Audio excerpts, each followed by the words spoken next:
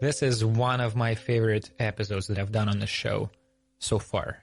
And there are multiple reasons for that, but it starts from the very beginning. It starts with how this conversation came about.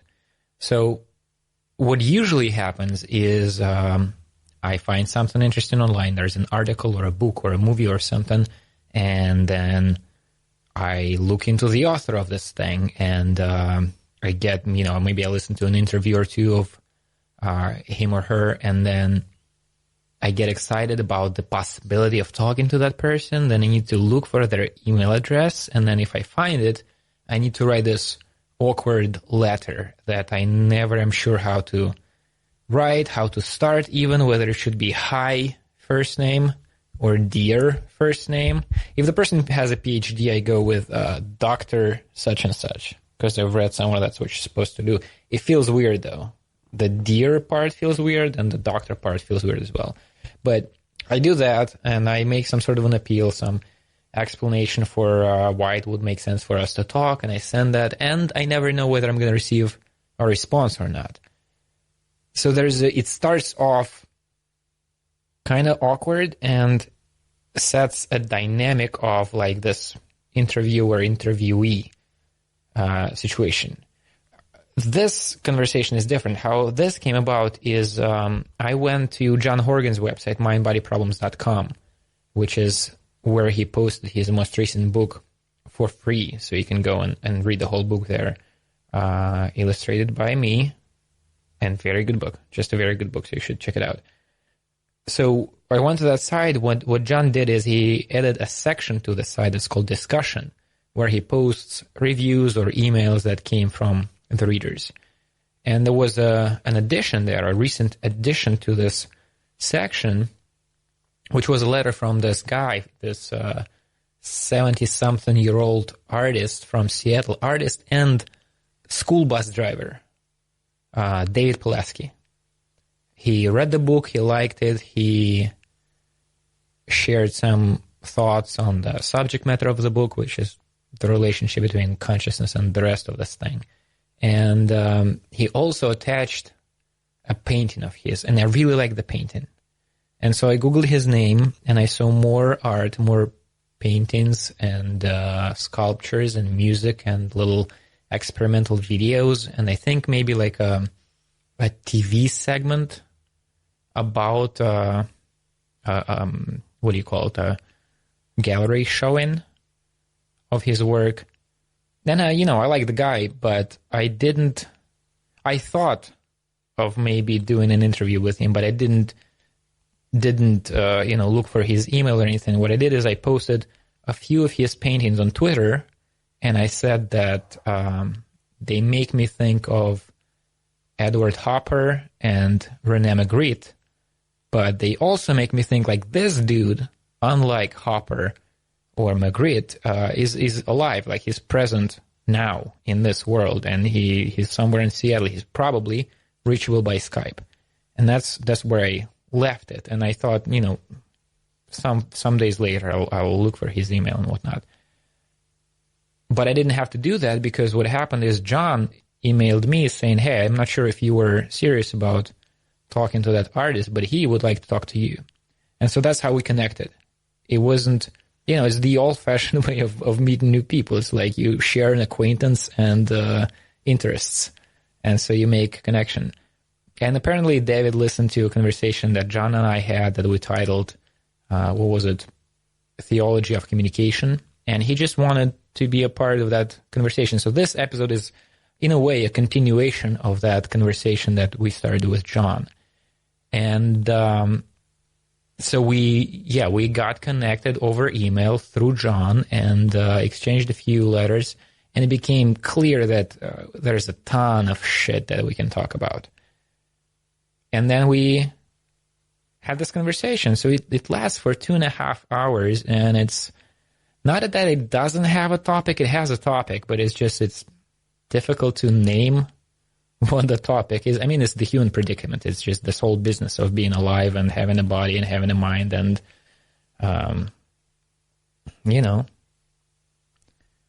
suffering and wanting things to be different and stumbling into one another in this reality. And so, but that's not really a topic, is it? So we try to approach this thing that's hard to put a finger on from a bunch of different angles. And we talked about childhood and dreams and religion, Buddhism, drugs, language, depression, cultural difference between Russia and America, mindfulness, cults, jail, murder is mentioned. I used to share an apartment with a guy who killed a guy in America. We talked about homesickness and art and the relationship between spirit and matter, or consciousness and matter, or any other duality that you want to pick. So yeah, just being alive, just this whole situation of, being human and then walking around on this. Allegedly, the whole situation is happening on a giant rock that is flying through space, circling a nuclear explosion. I've never really confirmed that personally, but that's apparently what we're engaged with. And I recently went. I took a taxi, and the taxi driver here in St. Petersburg told me a few facts, or what he presented as facts. He said that St. Petersburg is not 300 years old, as the authorities, ultimately the Vatican. He thinks that we're being controlled by the Vatican. They would like us to believe that this is a few centuries old. In reality, this city is 5,000 to 7,000 years old. And Putin is not a human. I'm not sure whether he's like a lizard. I think his theory is Putin is a robot. And all of our maps are incorrect. And this would be interesting to the American audience of this show. There is no America. There is North America, South America, both just made-up continents. They don't exist. And Australia is at a different angle. And Antarctica is like a circle around this big one continent that we're on. So he had all these facts. And I said, how do you know all of this? And he said, listen, some people get their facts from their grandfather, and some people get their facts from their grandmother, and some people get their facts from their head. And I couldn't really argue with that. I just kind of nodded. So that's interesting. So, yeah, we didn't talk. Oh, this is actually good that I mentioned this. I mentioned this thing with a taxi driver in a newsletter that I started recently, and I wanted to plug that thing in this intro. This is part of the reason I'm recording this intro. So it is, if you like the conversation that you're about to hear, then you will like that newsletter. It's not really a newsletter. There are no news there. Every once in a while I make an attempt to start writing more regularly, and this is the most recent attempt of those. So it's at nikitapetrov.substack.com. That's Nikita, Nikita, and then Petrov, Petrov, Nikita Petrov.substack.com. There are 3 issues so far, and I have a draft for the next one. The first one is about I'm pitching a new theology that maybe this whole reality is a product and the process of divine procrastination. Maybe God has shit to do, but can bring himself to engage with, the real task. And so we are the distraction. We are what God is distracting himself with or by from the actual thing that needs to happen. So based on that, there's an apocalyptical angle, and there's a doctrine of salvation. And that's the first issue. And the second one is about death, all about death, personal and less personal, a few stories about death. And the third one is all over the place, but starts with that taxi driver who has facts that he gets from his head. So please do check that out. I would be very happy if you subscribe. There's the next post that I'm working on is titled "Lenin Was a Ruthless Mushroom Jesus," and it's all about how Lenin was a mushroom and a radio wave and possibly Jesus, but very ruthless. So anyway, nikitapetrov.substack.com, that's the newsletter. I also have a YouTube channel that I would link to. The newsletter and the YouTube channel will be linked to in the description of this video. And here is my 2.5-hour-long conversation with David Poleski, the 70-something-year-old artist and school bus driver from the city of Seattle, which is one of the better cities in the U.S., in my opinion, from what I've seen. It's nice. I like the Northwest. Okay, that sounds good. So then Okay. I think we are then ready to start this thing. Okay, I had to go in and make myself a cup of coffee. I quit drinking coffee 2 days ago. So to celebrate my victory, I'm going to have a cup of coffee. Sounds like a solid plan. You mentioned, this technology that we're using to talk, to communicate, and how incredible that is. And that seems as good an entry point into our conversation as any, because I didn't know what to start with. Sure. There's a thing that I've been thinking about lately, about technology and how it connects to the mystery of everything else that's going on. I have a friend, a close friend who lives in Germany, and she's a young mother, and she has a toddler, a girl who's 2 years old, who I've met once when she was just a baby, and I, had her in my arms and everything. But then I saw her kind of grow up in what she's currently being over Skype, right? I would talk to her mother and she would be in the background. Right. And now she can be in the foreground because she was a baby in a crib. Now she's, she kind of babbles and she has a name for me, which is different from my actual name. And she can hug the laptop as we're saying goodbye. So she kind of hugs the camera.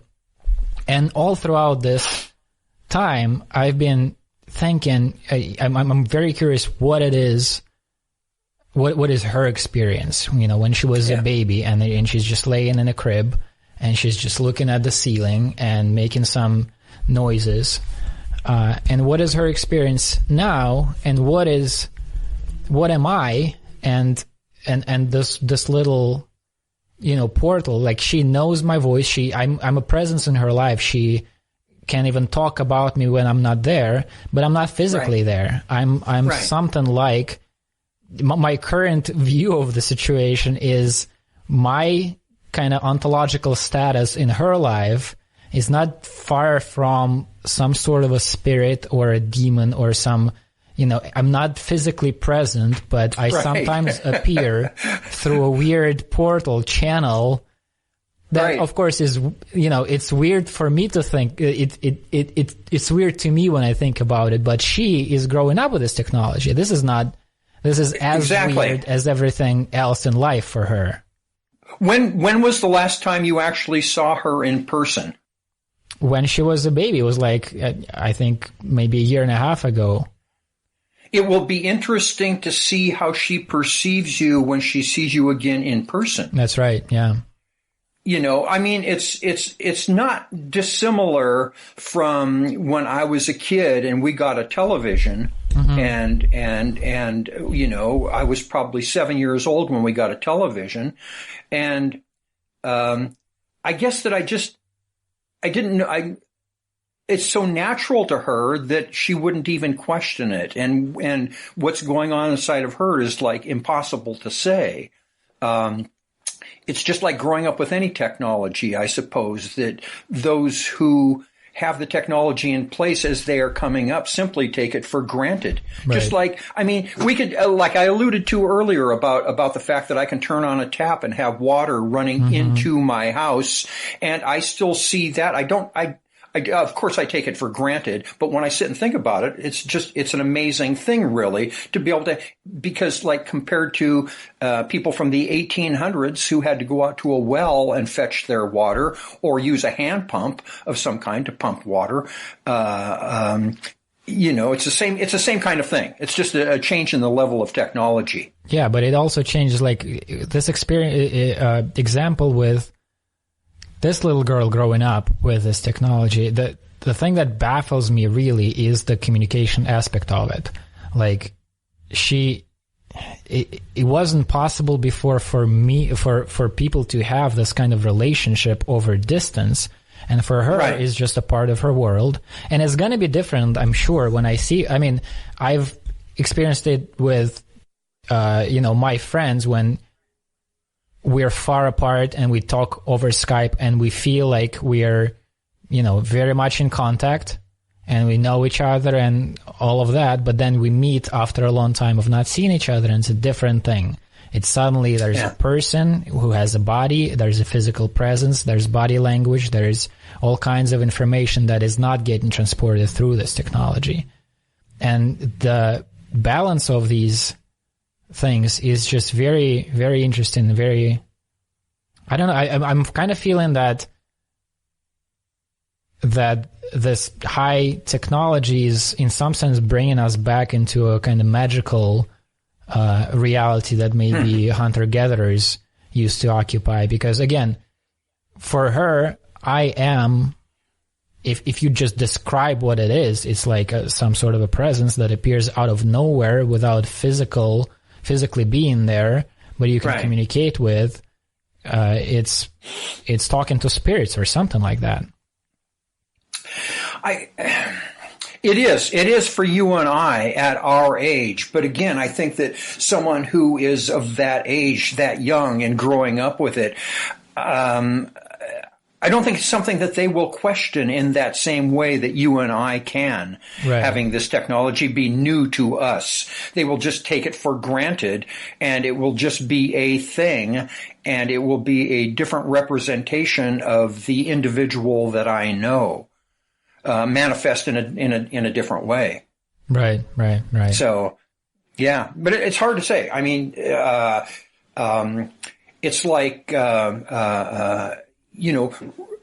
back in the day, before people had any kind of technology, telephones or telegraphs or any of that, sending letters back and forth, and you would have a picture inside of who this person is, and you would invent this person. And I guess that's why they say that meeting your heroes is really a bum deal, because you have this. Well, it's like the Christ said, a prophet is not without honor save in his own home, because the people in his house get to see the real person, the human being, as opposed to an invented image of that people have of their heroes. Right. So in a kind of strange way, I think it might be sort of like that. Other than that, it's a toss up. It's a great question.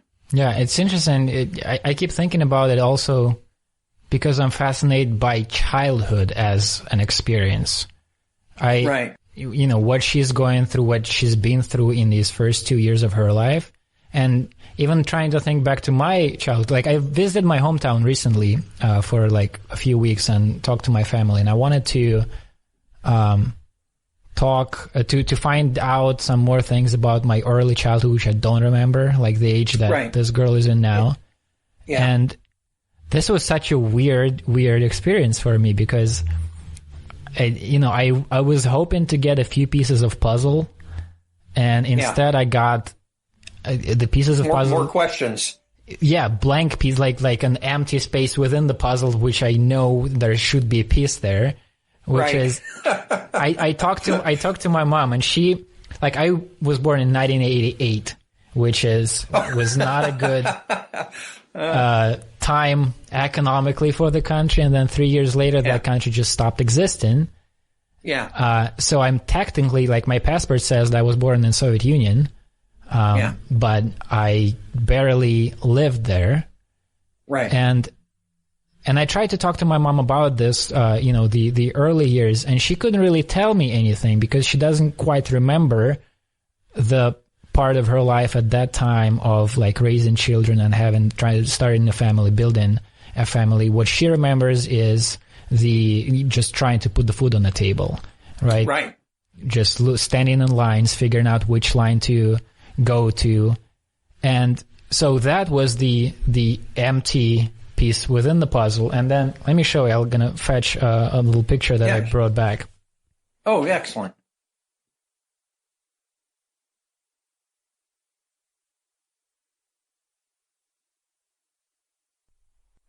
Let's see if I can show it to you. So this is your family? No, this is a kindergarten group. Oh, okay. I am 3 years old here. I don't remember any of these people. This is 1991. My country is not going to survive the year that is portrayed there. So let me see tell me if you see the picture in its full or not. Yes, I see the full picture. Yeah, I sure do. I'm trying to pick you out of this group, and I'm going to guess that you are, I don't know. I'm the guy in the red sweater. In the red sweater. Okay. Is this, it's kind of sepia tone, so I can't tell the red from the, oh, there you are right there. Okay. Right. So this is a picture that it's important for me. Like I printed it out this way because it is, I have no idea who these people are. I have no recollection of them. Not the teachers, not the kids. It takes place in a country that I'm supposedly, like one of the questions that you listed in the email exchange that we had before this conversation is, what do we really know for sure? What do I or you really know for sure? Exactly. Now, this is an example of something like I've been told I was born in this country. That's not present anymore. I've been told I'm in this picture. My mother doesn't tell me anything about the first years of my life because she doesn't remember. And then I look at this picture and I'm surrounded by people who I don't know, can't remember. Yeah. And all of them look like I don't know if the video quality was good enough for you to pick out the faces, but they all look like the Civil War is about to start, which is, not far from the truth, but it's weird to see a group of kids just completely staring, in different directions, feeling like this is it. There is no escaping. And the woman on my left, who would have been stage right, has got a very stern Soviet look on her face. Right. I cannot imagine, as you described your mother's ordeal of raising children and having to figure out which line to stand in. To get, what it is that she needs, and she's going to have to be there for how long, and just being able to put food on the table. Of course, during the Great Depression here in the United States, that's what people had to deal with. And so, it's a human ordeal that takes place in various times in various ways. But, in my own experience, I came from this land of plenty, and I never went to bed hungry, and I didn't want for anything. And so, there's something that I take for granted. Our enculturations were so different from one another. Yours and mine. Do you have brothers and sisters? I have an older brother who's 4 years older than me. Okay. Yeah, me too. Exactly. That's it. My same scenario. So, and even my brother and I were born into, well, I'm digressing here, but even my brother and I were born into different worlds. He was the only child for 4 years before I came along. And I came into this world that was completely different. So people, going off on a tangent here, I'm sorry, we can go back to the main point. I think our whole conversation is going to be a serious tangent, which I'm fine with. Excellent. Good deal. People talk about cloning. And talk about cloning, their themselves or whoever, and expect to have the same person. Well, that's just not going to be the case, because the person is going to be enculturated in a completely new environment, so. And it's very, very difficult to try to figure out. Again, I've been thinking about, just because I have some friends who have young children now, I've been thinking about childhood. And it's just such a mysterious kind of area that we all supposedly came from, again, but we don't remember. There was so a friend of mine recently went to a school. She used to be, and perhaps will be in the future, a kindergarten teacher. Yeah. And she recently went through another course in the Montessori education for teachers, like learning the system. And in the class that she was in, so in that course, they decided to have this kind of system where each day starts with one person from the class standing up and just telling some story about themselves or sharing something from their experience. And this one girl said that she has a couple of memories from the early childhood which you're not supposed to remember, but she remembers them vividly, and it's almost, she said, it's a different kind of memory. It's not because the experience itself was quite different. And the two examples she brought up where they stuck with me. One is she just remembers kind of being there and getting kind of used to her environment, and then suddenly something big, white, and scary appeared and stayed there forever. And this is her memory, and she didn't know what that is. It's just this kind of a feeling, a memory of a feeling of some sort of experience that's difficult to put a handle on.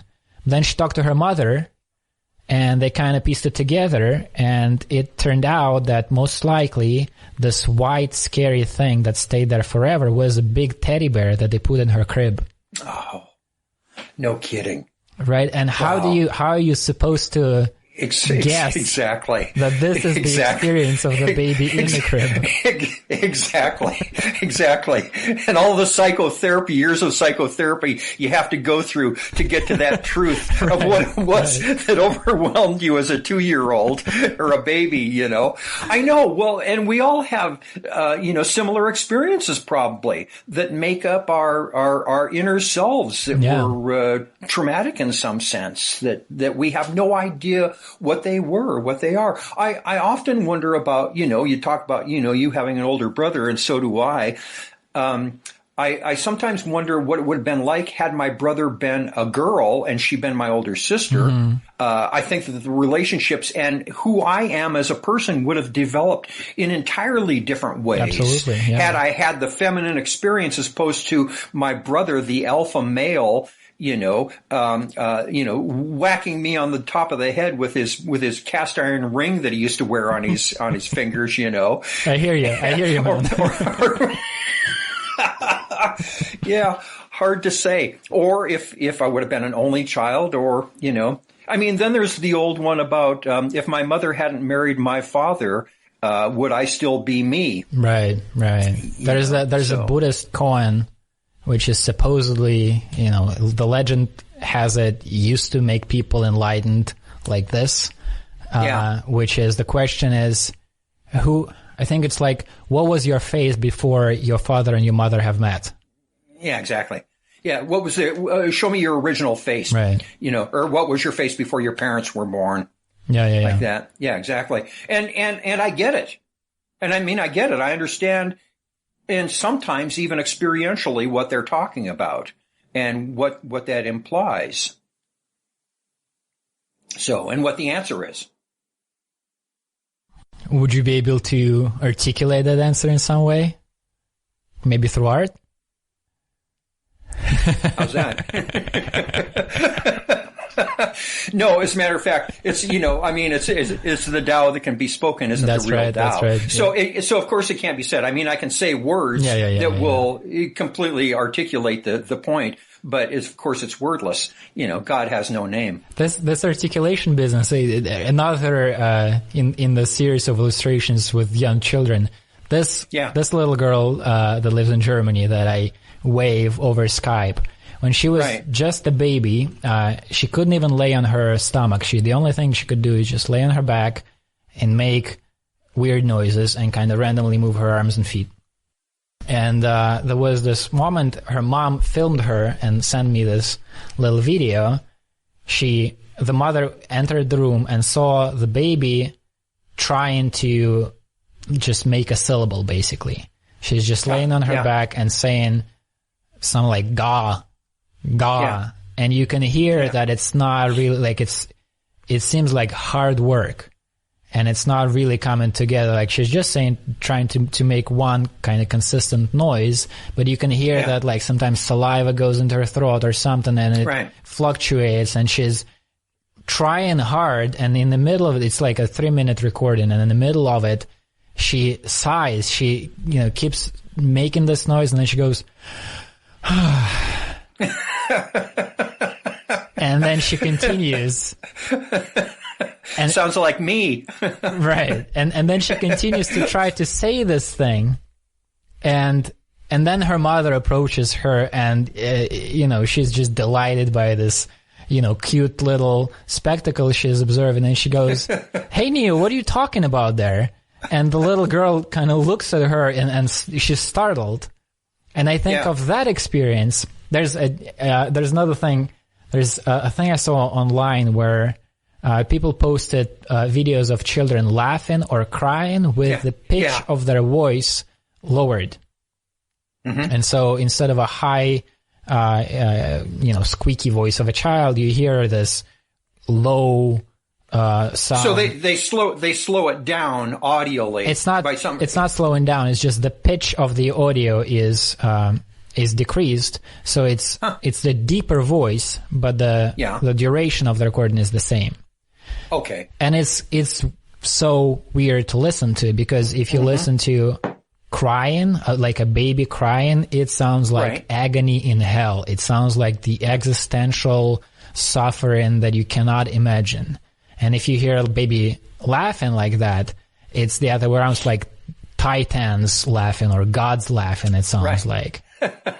And I did this experiment with this little recording of that little girl trying to make that syllable. And then you also hear the voice of her mother saying, "Hey, what you talking about over there?" And it kind of like this little audio thing kind of lets you imagine, like take one step closer to imagine what it is from the inside for the baby to be in the situation. And it really sounds like this.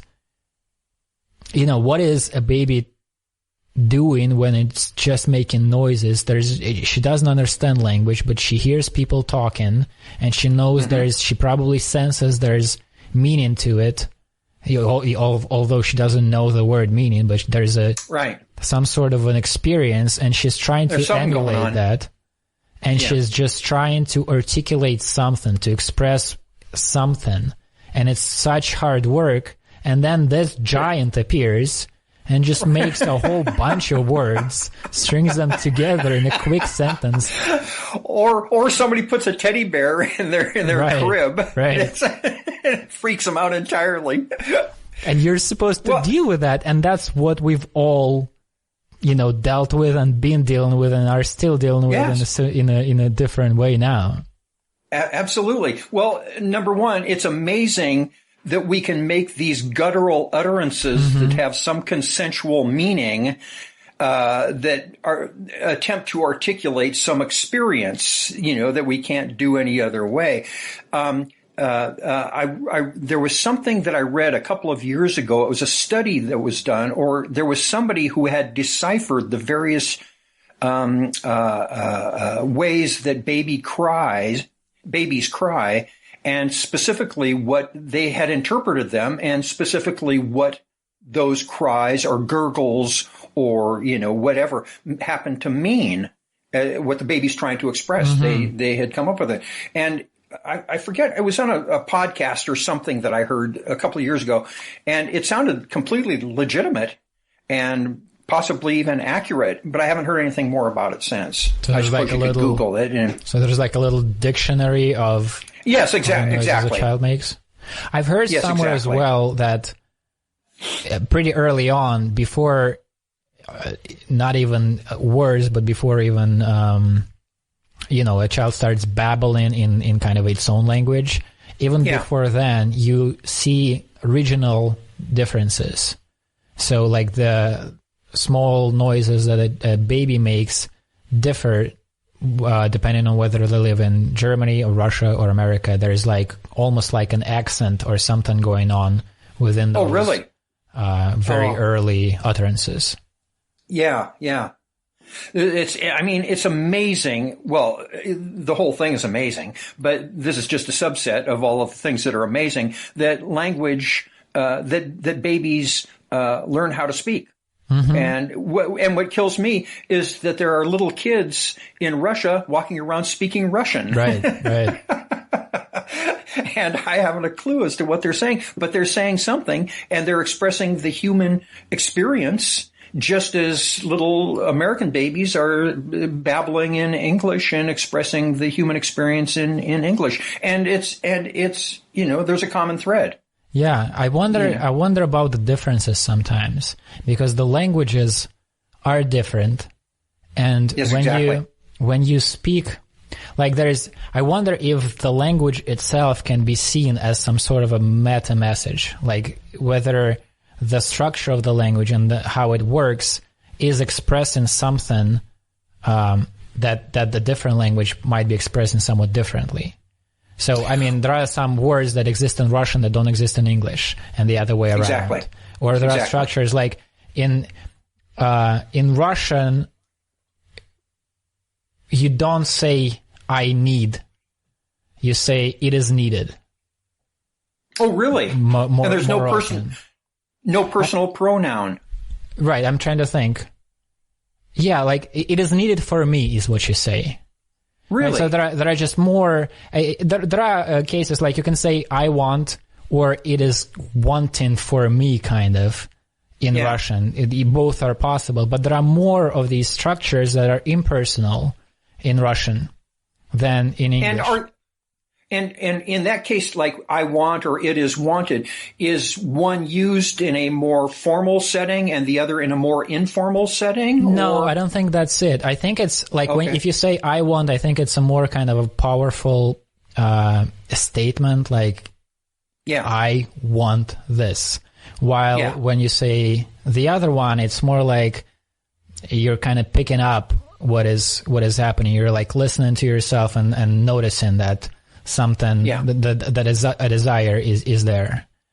Right. And so like these kinds of things, they relate to, like, if you grow up in this one culture, it means you're like in Russia, let's say, I think it brings you a step closer to a kind of a collective view of what's going on, like, or impersonal.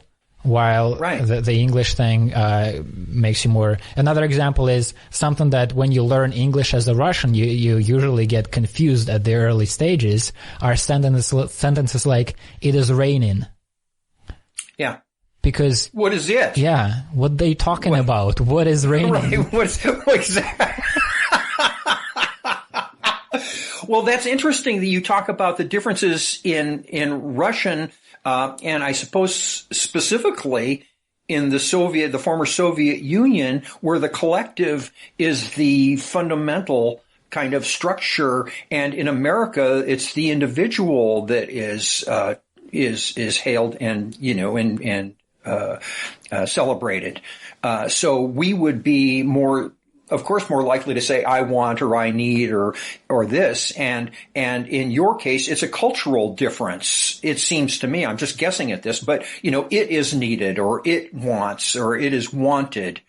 It's also de-emphasizes the individual, and bows more to the collective. Right, to the collective, or even to. It's difficult to say to what exactly, because when you say like this "it is needed" thing, there is no "it" or "is" in that structure in Russian. You just say "нужно." You just say like "needed" or something. So it's completely impersonal. It's actually this is a funny thing. Another example of the same difference is, from what I can gather, the kind of archetypal cop-out of a parent who can't find a reason for why things should be done a certain way is because I said so, right? Now, I was raised on that.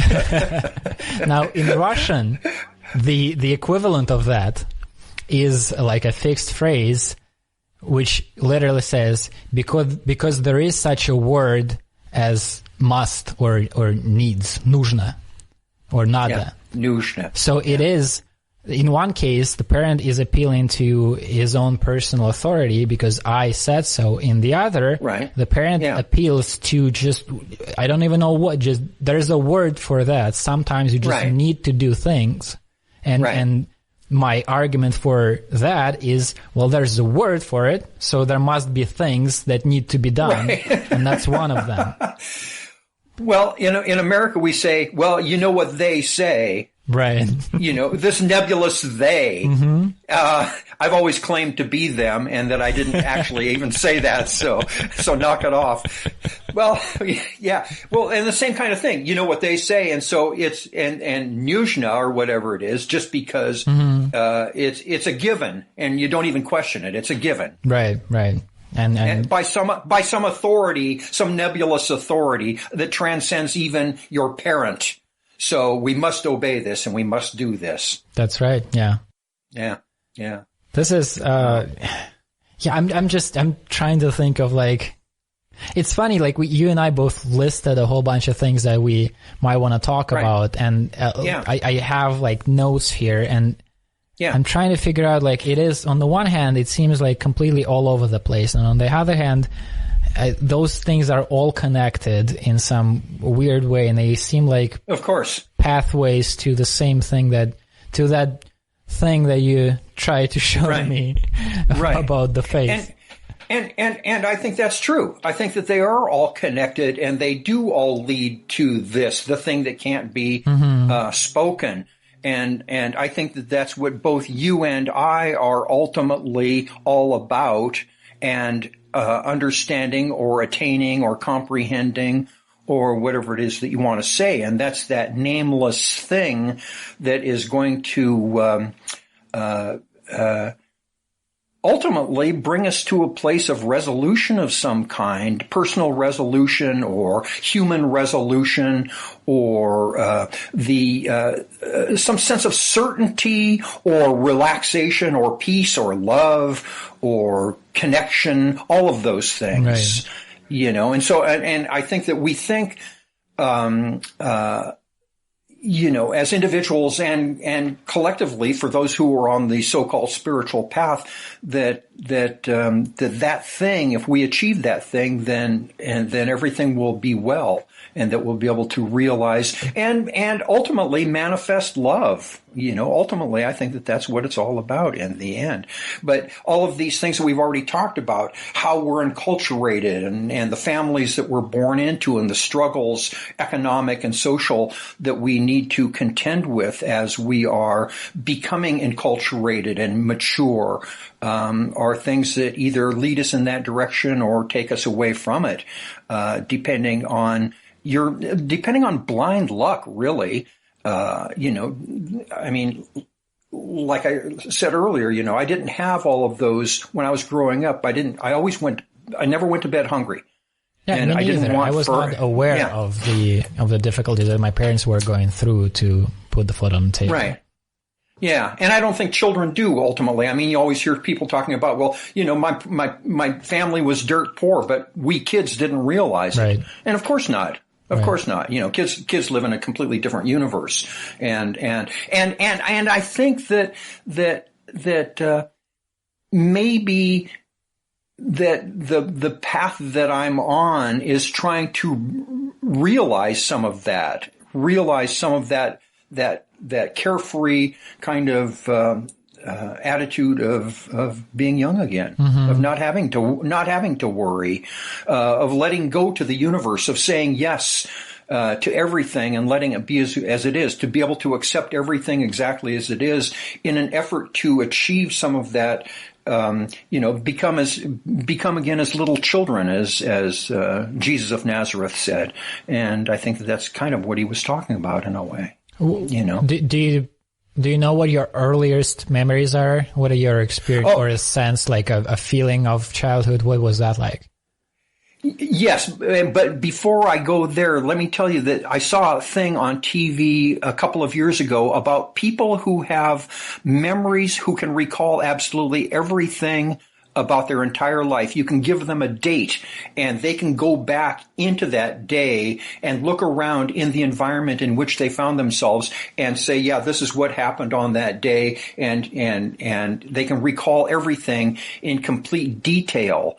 They are able to go back as far as they want to, and retrieve memories about everything. Mm-hmm. And their memories are all personal. It's not like they can remember things for other people or wide circumstances in the culture itself. It's just more of a personal memory, which is both a blessing and a curse, I would imagine, to not be able to forget. I think forgetting is oftentimes kind of a nice thing. Right. But in answer to your question, yes, I can go back to my earliest memory is a fragrance, actually. And it was like when I was 2 years old. But I can go back to many, many parts of my youth and remember both the good and the bad. And primarily, though, the benevolent, being cuddled in my mother's arms or, just events that happened. Like I say, fragrances in particular. I mean, you know how it is when you smell something and it takes you back immediately to, like the scent of lilacs, for example, have a particular fragrance that draw me back to, earliest childhood memories. Fragrances that take me back to my grandparents' house when I was really, really small. The smell of alyssum or the soil around my grandparents' house. They grew up in the country, and the smell of the soil or anything like that, just really has a very strong kind of kick to it that takes me back specifically to specific moments. That's interesting. I don't have much of that. I have like particular kind of, some events, some feelings. But the reason I asked is, when people talk about childhood as this like place where everything is benevolent and you accept everything, I don't really remember that. Like I remember the earliest memories that I have they're not like, there's no like drama in it, but it's a kind of sadness. It's a kind of boredom or sadness that I just experienced from reality, from just I was looking around and not feeling compelled by it or something along those lines. Well, you had talked about the noble Russian suffering. There's a name for it, Trikta or something. Right. That's something that I've been just thinking for a long time, and I can't. Maybe this is an opportunity for me to try to articulate this. Please, I'm interested in this because. And as you just described your childhood, looking around and not being, having kind of a dark kind of view of things and not being motivated by any of it or whatever. I'm wondering how much of that is personal and how much of that is cultural. And so you brought up in the email that you sent me the notion of the noble Russian sadness, and I'd like to hear more about that. Right. This is so there's a word, Toska, in Russian that is not really translatable into English. There's a beautiful quote which I will not be able to bring up right now from Vladimir Nabokov, who tried to describe the word. It's like his attempt at articulation it, and he did a great job. And what he did is he said that it has different shades of meaning, but they are all united in this one word. And on the most kind of mundane level, it's boredom. It's just, you sit at home and you have nothing to do, and it's that. And at the most, kind of the loftiest level, it is, an existential kind of, sadness or angst, a sadness without a purpose and object. That feels kind of universal and feels like a quality of existence itself, and it has all these other shades of meaning.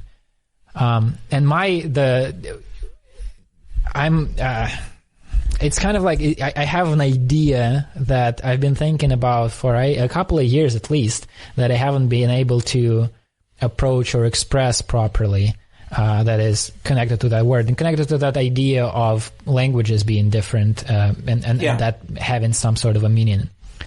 And that came from, I did a couple of conversations with, on this show with George Yan, who wrote a book about Russian cosmists, which are it's like a peculiar train of thought in Russian philosophy. Mm-hmm. And I was preparing for those conversations, going through his book, and he would describe the thinking of these people.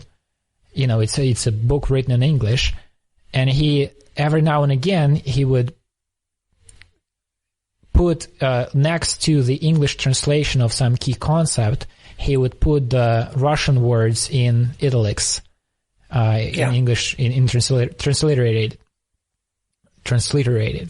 And I had such a weird feeling looking at that, like seeing a word that to me is completely, familiar. There's nothing strange or special or confusing about it. And suddenly it is in this new environment surrounded by all of these foreign words, and it's written, it suddenly becomes longer when you write it down in English because some sounds are difficult to transcribe. Right. Yeah. And I almost felt, I felt something for the word itself. Like, look at you, you're in a different environment. How are you going to fare in this environment? Yeah, right. And I felt kind of happy for those words. Right. And so after reading that, there was a thought that stuck with me of, I wonder if I can do that for some other words that I love in my language that are important for me, for my experience of life. And a bunch of concepts were kind of rattling around in my head, and one of those is this Toska, this sadness that is so fundamental, I feel, to the Russian experience. Like, it's one of those words when, like, if you are, say you're with somebody and you're experiencing this kind of sadness, and there's like a silence, and then one of the people says that word, Toska. Just saying that word makes the experience like it is such a perfect articulation of this particular important feeling that once that word is said, it almost alleviates this feeling to some extent, because you named it. And it's such a recognizable thing, and such a it's, when I speak about it right now, I'm trying to describe this thing, and it's so difficult, so slippery. But for a Russian, this concept is something that everybody knows, and everybody knows exactly what you're talking about. Wow. Because everybody has felt it.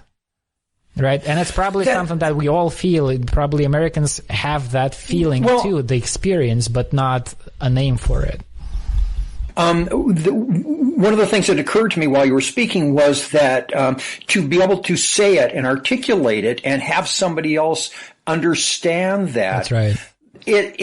There's an old saying, a grief shared is half a grief, and a joy is twice a joy. So to be able to share that with somebody and to have somebody else say, I know exactly what you mean. I know exactly what you mean. It makes me feel completely less alone in the world. Like somebody really gets me. So, where there's a connection at a pre-verbal level almost, soul level with that person. Then if somebody is able to understand my angst and my ennui, I don't know if you're familiar with that English word ennui, which seems to articulate the same thing, ENNUI, I believe it's spelled.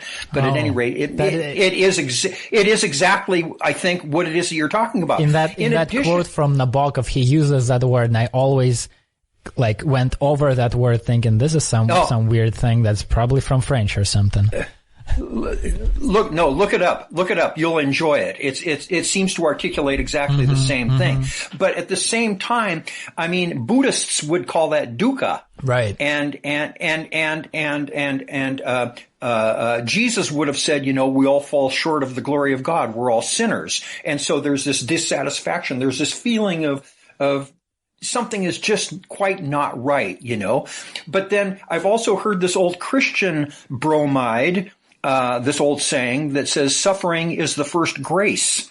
That feeling, those feelings of ennui, or whatever the Russian word was that you said that described this, is the impetus for us to try and understand what this is all about. And that's the thing that sets our feet upon the path, of the hero's journey, as Joseph Campbell called it, or whatever, just the spiritual path and makes us want to understand the universe, because if you're contented and everything is lovely and everything, you're not going to wonder at the mystery of the universe, I don't think, as much as if you are unhappy and you don't go and jump off the bridge because you're so unhappy, which is also a possibility, Yeah. to be or not to be. But if you use it in the right way, then it can lead you, hopefully, and this is the promise, can lead you beyond suffering into the act of love itself. And, and again, I think that's what we're all after. Yeah, you mentioned dukkha, and that is the angle that I'm trying to. I said that there is like an idea that's connected to this word for me, like almost a creative project that never takes off, and it's that I felt, I was thinking about these words. What can I do for these Russian words that I love? Yeah. And when I thought about this word Toska, I thought, man, you can build a religion out of this. You can build a cosmology out of this, because it is such a fundamental thing. And I was thinking about the Buddhist approach to this, and I was comparing dukkha and Toska, and I felt like my word, I liked it better, because and I'm probably misunderstanding something about the Buddhist philosophy, but the thing that Toska has that dukkha doesn't seem to is that my understanding is in Buddhism, dukkha, this suffering or unsatisfactoriness, comes from craving. There's a causal link there between craving or aversion, and then the resulting thing is this suffering. Now, the beautiful thing about Toska is it can be also a verb, and you can experience this Toska for somebody or something. For the Russian, there's a body of literature about experiencing that for your homeland, because of all these generations of people who ended up living in the exile, or had to immigrate because of the Soviet Union or something. Or you can experience it towards a person, if you're separated with your lover, you're feeling that. But it is also something that you can experience with no object and no destination. Is just this weird, universal kind of feeling. It's like genetic almost, maybe. Right. It comes with the animal in a sense. I think, parenthetically here, I think that Russians are much richer emotionally than Americans are. You have a deeper history and a longer history, and I think that you're more in touch with being human than Americans are. We're all driven externally, where from just our conversation today, it just appears to me that you have a much richer emotional connection with life itself. It seems. That's interesting. That's tricky, because, I've lived in America for a little bit. I've lived for a year and a half in Houston, and I traveled through America before that. I visited maybe half of the states, maybe a little less than that. And I've been in other countries too, and that is something, try to figure out what these different cultures, how they shape us, is very, very slippery and tricky. And there are, these stereotypes that some of them are easy to buy in. With Americans, there's superficiality of Americans, let's say. And it's really tricky business. I've lived in Houston for a year and a half, and haven't really made friends there. I've known people, and I've always struggled with, I had this roommate who at the time I referred to my friends, I called him the murderer because he actually did time in jail for murdering a person. In his younger days, he was like a troubled teenager, and he ended up in a bad situation where a group of people, beat up a guy to death. But he was the nicest guy. He was a very soft, nice, still there, guy. I actually think that it's his kind of softness that led him into that situation. There is like a group dynamic that formed there that he just kind of followed along and couldn't exit. But so we would talk and we would share, he would tell me about the feelings that he has towards, the guilt and the memories of that thing that happened to him, and then jail time, and then leaving jail. And like one of the things he said that stuck with me is the only time he really kind of felt suicidal was when he was released from prison. Yeah, of course. Because he thought that he is trapped in this horrible place, and once he gets out, there's going to be a different world he'll have the freedom and the happiness. And then he got out and he's like, it's kind of the same thing here. The rules are slightly different, but there's a system that has certain rules, and you need to figure it out, and you need to play according to those rules, and it felt like there's no escape. Exactly. So we would talk about these things, and I would share something personal. I would try to explain something that I felt in a recent psychedelic trip, and it was really important and, fundamental for me and intimate even. But in all of those conversations, I still I had this weird feeling like we're still talking about the weather. Like we're still doing small talk. Interesting. And was that because he wasn't connecting emotionally with what it was that you were saying, do you think? Or what do you attribute that to? That's difficult to say, right? And we would talk about that too. We would have this like meta conversation about this. And him and the crowd that he was with were these kind of lefties. And they're almost eager to say, oh, we Americans are so isolated and out of touch with ourselves. And so they would themselves give me this like stereotype. Well, it's because we are superficial people and you come from this country with rich, something along the lines of what you said. But I can accept that, right? I'm actually, what would be the word? It's enticing to say that the reason I haven't really connected with these people during my American experience is, well, their whole culture is fucked up. But on the other hand, there is no promise of making good friends in a year and a half in a new environment. The close friends that I have are friends that I've known for many years, and we've developed this friendship over time. And it's not like I connect with every Russian on some incredible, level. Mm-hmm. So I looking back on that American experience and the social situation, there are some things that I can easily point to and say, well, here's how our cultures are different, and this is something that, is present in American culture that I like or that I dislike. But things like that, when you talk about the richness of human, who is more human, like that is a weird territory. And for me to go just like, I am definitely more human than that country over there. Well, my prejudice is, or my assumption is, and when I said that, maybe I meant that it seems that you feel more deeply.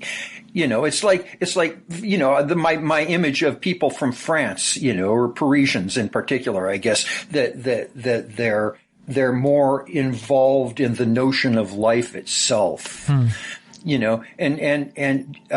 Joseph Campbell, the great American mythologist, said something, and I think he may have been speaking to Americans in particular. But the quote was that we are so engaged in doing things to achieve purposes of outer value, we've forgotten that it's the inner value, the rapture that's associated with just being alive, that it's really all about. And I think that there are cultures who are more engaged in in the latter portion of that, and in the rapture of just being alive, and the mystery of life, and the poetry of existence, and the art that's all around us, and the sacredness of everything, and in realizing that, living ordinary lives in an extraordinary kind of way as a result of that, as opposed to going to the office from 9 to 5 and trying to achieve material success and all of that.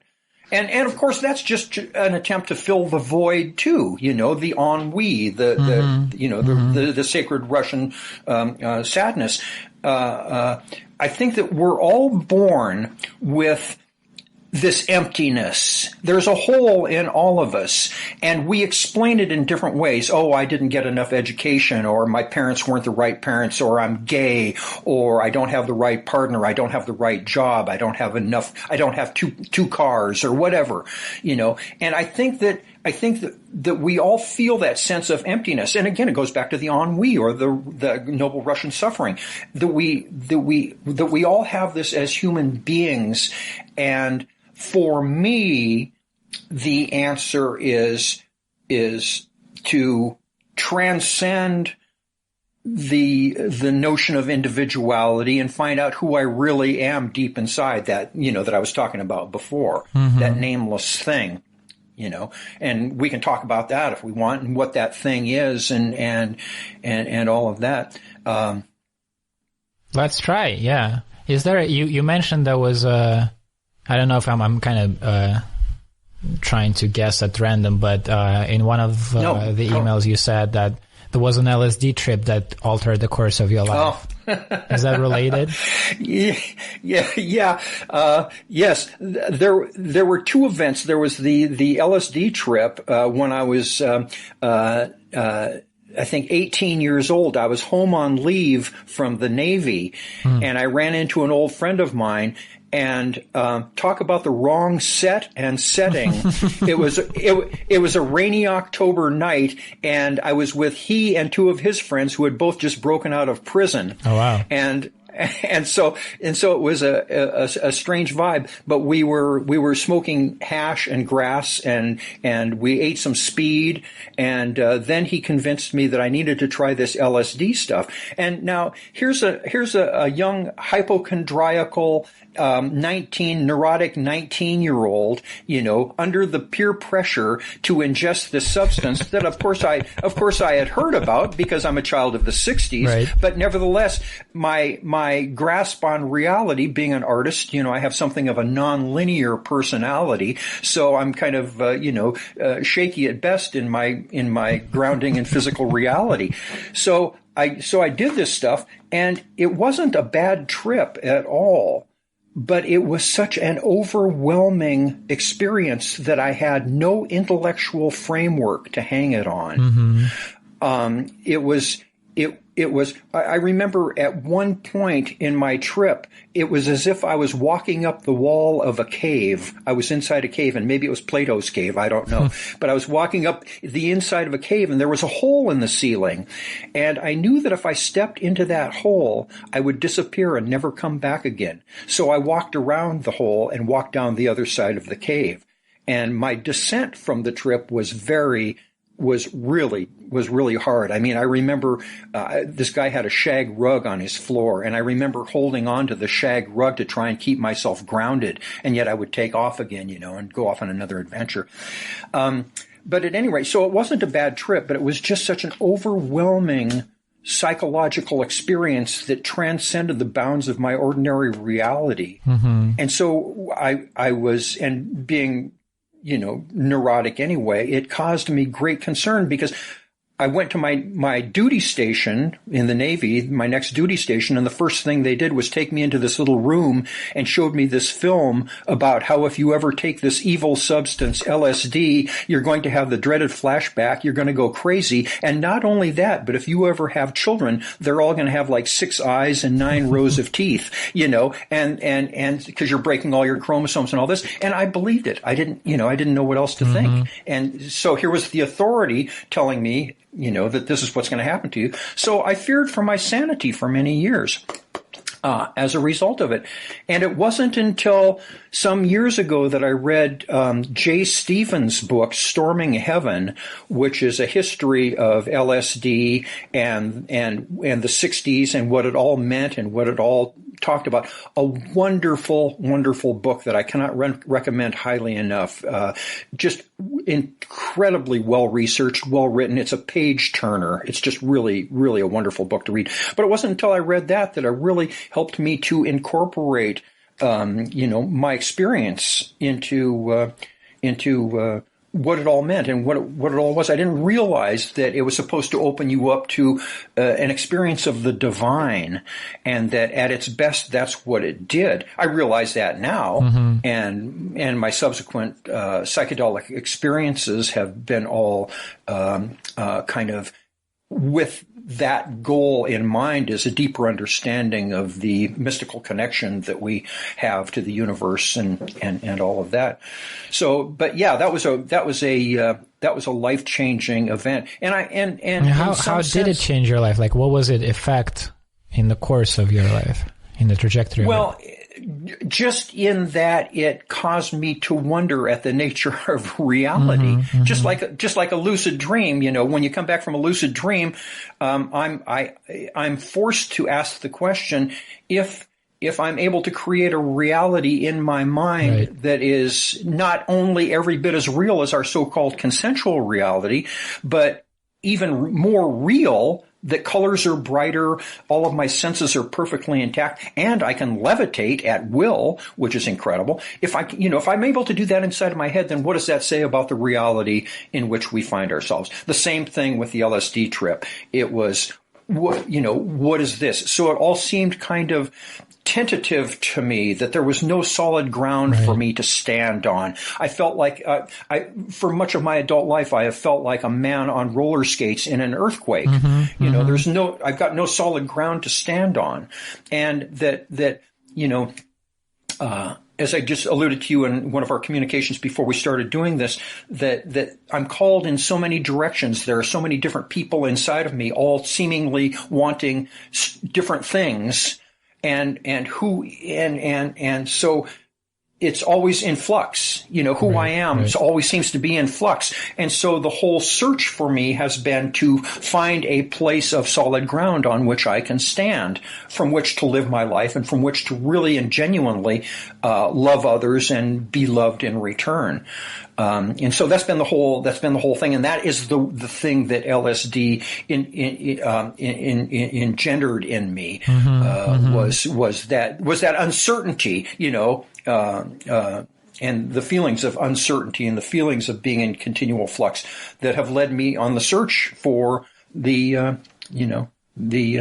solid ground. Right. That solid ground. Yeah. I had an experience on mushrooms once where it was like a split second kind of situation where I had one scary realization that followed by a different scary realization that I couldn't make up my mind at the time whether the second one was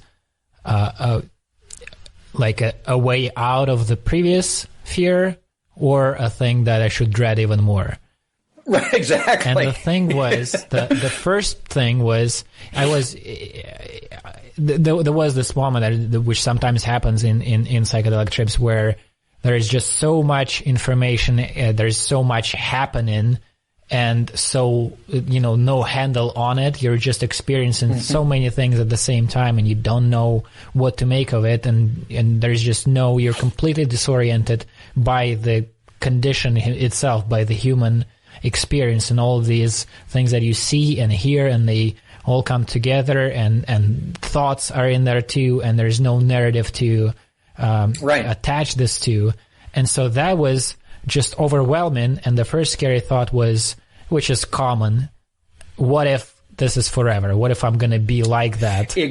Exactly. What if I have gone mad, and this is because that's what mad people are. They from the outside, you look at them and they have no clue what's going on. And then the second thought was, I knew by that time that this is a common fear, and there's probably not much to really be scared of.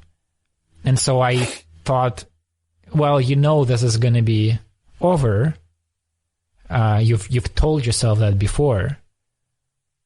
But my suspicion was that it's going to be over not because the situation is going to change, but because it's just so difficult, so unbearable to really face the chaos of it all that we just kind of ignore it in our day-to-day life. Right. We're Exactly. just blocking out all of this so that we can at least feel like we have a handle on something. Right. And I think that's, at least in some sense, not far from the truth. I think it is the reason we feel confident in our day-to-day activities is because we've been alive for quite a while now, and it keeps happening. So with that, just with time, you kind of go, I not that I understand what's going on, but I've been successful in not dying for quite a bit, so probably I'm doing something correctly. Right. But it's not a real understanding of all of this. Yeah, exactly. We recognize the cycles of life, and that things come and go, and that emotions come and go, and all of that. And we haven't died yet. But I think that a lot of human endeavor is exactly that, as a distraction away from the existential despair that we feel at some basic level. And all of the things that we do are means of covering that up. And whereas if we are able to go into the maze and find our way down into the maze to the dragon's den, and go down there and face it and grab the jewel that the dragon has for us and come back out again, then, and all I mean by that is being able to face that existential despair, look at it straight in the face and allow it to be there without doing anything about it, and just accepting it for what it is. But good luck. I mean, it is, I practice mindfulness, and, mindfulness has become this great, catch-all term now that everybody's kicking around and all that kind of stuff. But back in, Nikita, we could spend 6 hours here, talking. Right. But at any rate, in 1986, I finally found my teacher, and he articulated to me everything else that I had read and studied up to that point, and put it in very simple terms as to the nature of the problem. But he also told me what to do about it. Here's what you do. And it was the practice of just being awake and aware in the moment, and letting everything assail you without defending, and just letting everything happen to you without trying to distract yourself from it, and so I've been doing that religiously ever since, and I practice all of the time, and it hasn't cured me. It has healed me in some sense, in my ability to, when the anxiety comes, or the panic comes, or the depression comes, or whatever, to just sit and let it do its worst and not fight it, and eventually it dissipates. But it is a continual endeavor, and I don't know that I'll ever be done with it. It's a practice. It's a way of being alive. Right, and being present is the simplest, most difficult thing that a person can do. It is so challenging to just be present, and to realize that you're lost in thought. And oh God, I'm laughing because there's so many directions that we could take the conversation but you had this conversation with the lucid dreamer guy, Jay Metz, I can't remember his name. Yeah, Metzafi. Yeah, exactly. And you were talking about where dreams come from and all of that. And when I was watching that, I was wanting to scream at the screen because I was thinking that, it's just like the mind is thinking all day long. Right, we're always right. thinking. And there's this narrative that's going on inside of our heads all the time. Well, it doesn't stop at night. And I think that dreams are merely a visual representation of all those thoughts that continue to go on. And I think that that's all they are. It's just the thoughts that are always there during the day, and right. Well, I'm gonna pick a problem here with you with the word "just." I don't understand why.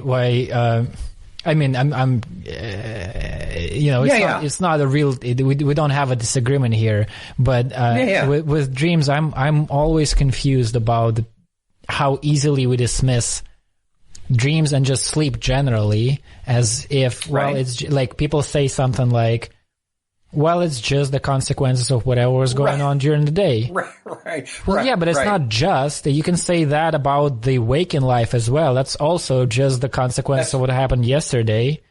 That's right. Right. And your thoughts are, I agree. I think dreams are a kind of cognition, right? We can think with words and we can experience things emotionally, and dreams are, these storylines that are of the same kind of nature. But it's such a huge part of our life that it's baffling to me how this always goes by the side way. Like before we figure this part out, like if this was a new thing, if we didn't sleep and we didn't dream, and then at one day we started, and this would become like a disease or something, an epidemic of people suddenly becoming paralyzed and hallucinating for 8 hours, and then coming to, and nobody's mentioning it. Nobody's like, right. And people say the most boring thing is to listen to somebody tell their dreams. Well, that's a problem. If that's true, that's a problem. I agree. We do not lend them credence in large measure, and perhaps that's just that we have so many balls in the air, with all of the things that we're contending with during our days just to get through. I mean, your mother putting food on the table for her children, and all that, so we don't have time. And I'll tell you what, that as a matter of fact, my parents, who were products of the Depression in America, I am so fortunate in that they gained enough material wealth so that I have the leisure now of being able to question these philosophic ideas and all these thoughts. And I do have time to investigate my dreams and all that. So, in some sense, it's an economic kind of luxury for us to be able to discuss our dreams. And I mean, if we did have, there are cultures that do discuss their dreams, and their dreams inform them as both individuals and as a culture. Right. So, but I mean, the whole thing, dreams or non-dreams or reality, it's just also mysterious. It's just, it's all incredibly mysterious. Yeah. But that's not to take us away from the discussion of dreams or lucid dreaming or anything. It's just speaking of dreams, I had a dream which put me in a weird position in life and in relation to this little thing that I do on the internet, talking to people like you. And the dream was, there's this character that sometimes appears in my dreams, not very often, but sometimes, which I call the mystical baby, which I actually kind of associate with that baby that we started this conversation with. Yeah. And it's this character. It is a baby or a toddler that seems very wise and enlightened in all kinds of ways, and it gives me some sort of guidance or advice or something along those lines in the dream. And in one dream, that baby said, the first phrase was, Gnostics wanted to bring the moon to the ground, which I understood in the dream. It was a communication that was very easily decipherable in the dream. I understood the meaning of it, which it meant that Gnostics, this, Christian sect or movement or whatever you want to call it of the early first century, wanted to make Gnosis, this transcendent knowledge, this felt experience of whatever we're experiencing, an understanding of it, make it attainable and bring it back here so that in our daily lives we can feel it. And then the baby proceeded to say that Nikita, pointing to me, does not have Gnosis, but he has something that's called cognosis, which means, and that was also clear in the dream, which means I don't have a clue. I don't understand what's going on, and I don't have an understanding or a knowledge of this thing. But in conversation, some sort of an understanding might emerge, which I'll probably not be able to grasp or touch or get to and keep with me. But there's something happening when human communication takes place, and it's real communication.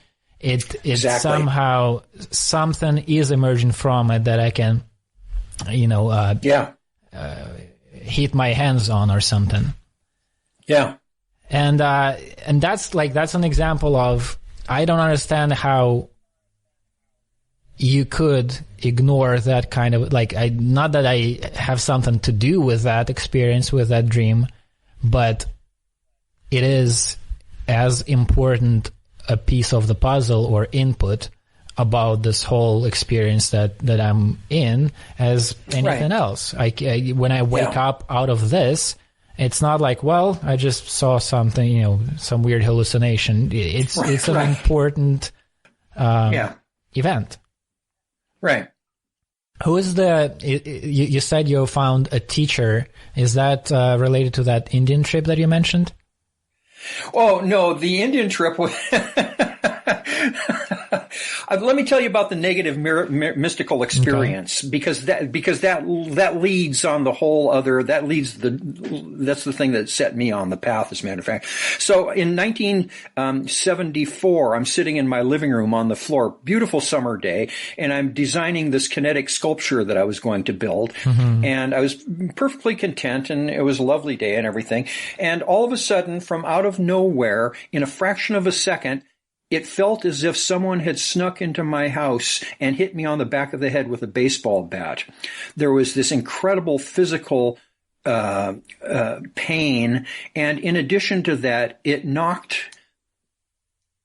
It was what it felt like was the angel of death had swooped down, hit me on the back of the head, and killed me, and yet condemned me to continue existing anyway.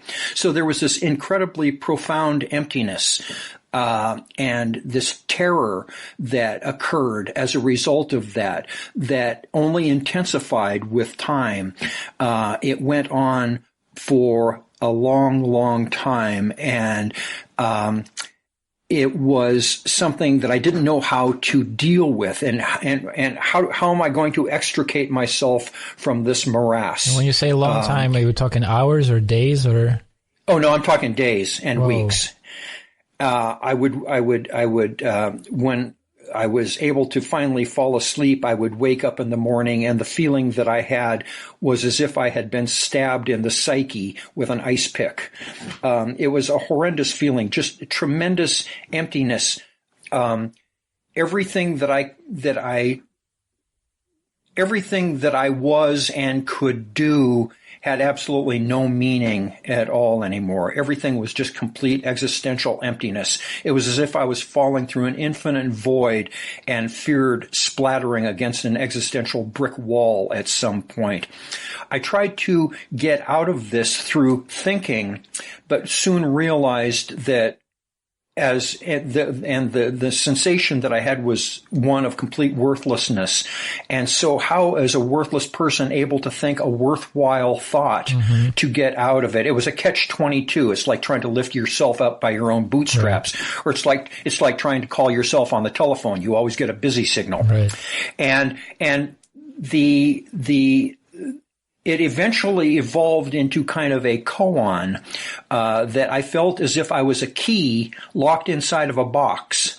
and the lock that held me closed was the lock that I was the key to. So to get out of you can't get out of the box to unlock the lock because you're locked in it, So, so I hopped on my horse and rode off in all directions at once. I started doing psychotherapy, transactional analysis, hypnotherapy, anything that I could, transcendental meditation. I started reading. I read the first book I picked up was Viktor Frankl's book, Man's Search for Meaning. I got my hands on but somehow something in me realized that the answer that I was in search of was spiritual in nature. I don't know how. I don't know why I thought this, but I just knew that somehow I needed to transcend myself and rely on something that was deeper than me or more fundamental than me to get out of this conundrum that I was in. So at any rate, I was continued reading and studying, and it subsided a little bit. These sensations and feelings subsided somewhat, but it went on for a long, long time. I was barely able to keep my job, and my partner left me because I was a mess. And during that time, one of the things that saved my life was that I began busking. I was a performer, street performer, and I was doing pantomime and juggling and sleight of hand magic in the streets. Oh, and so one of the things, and having that was like something that gave my life purpose and meaning and substance.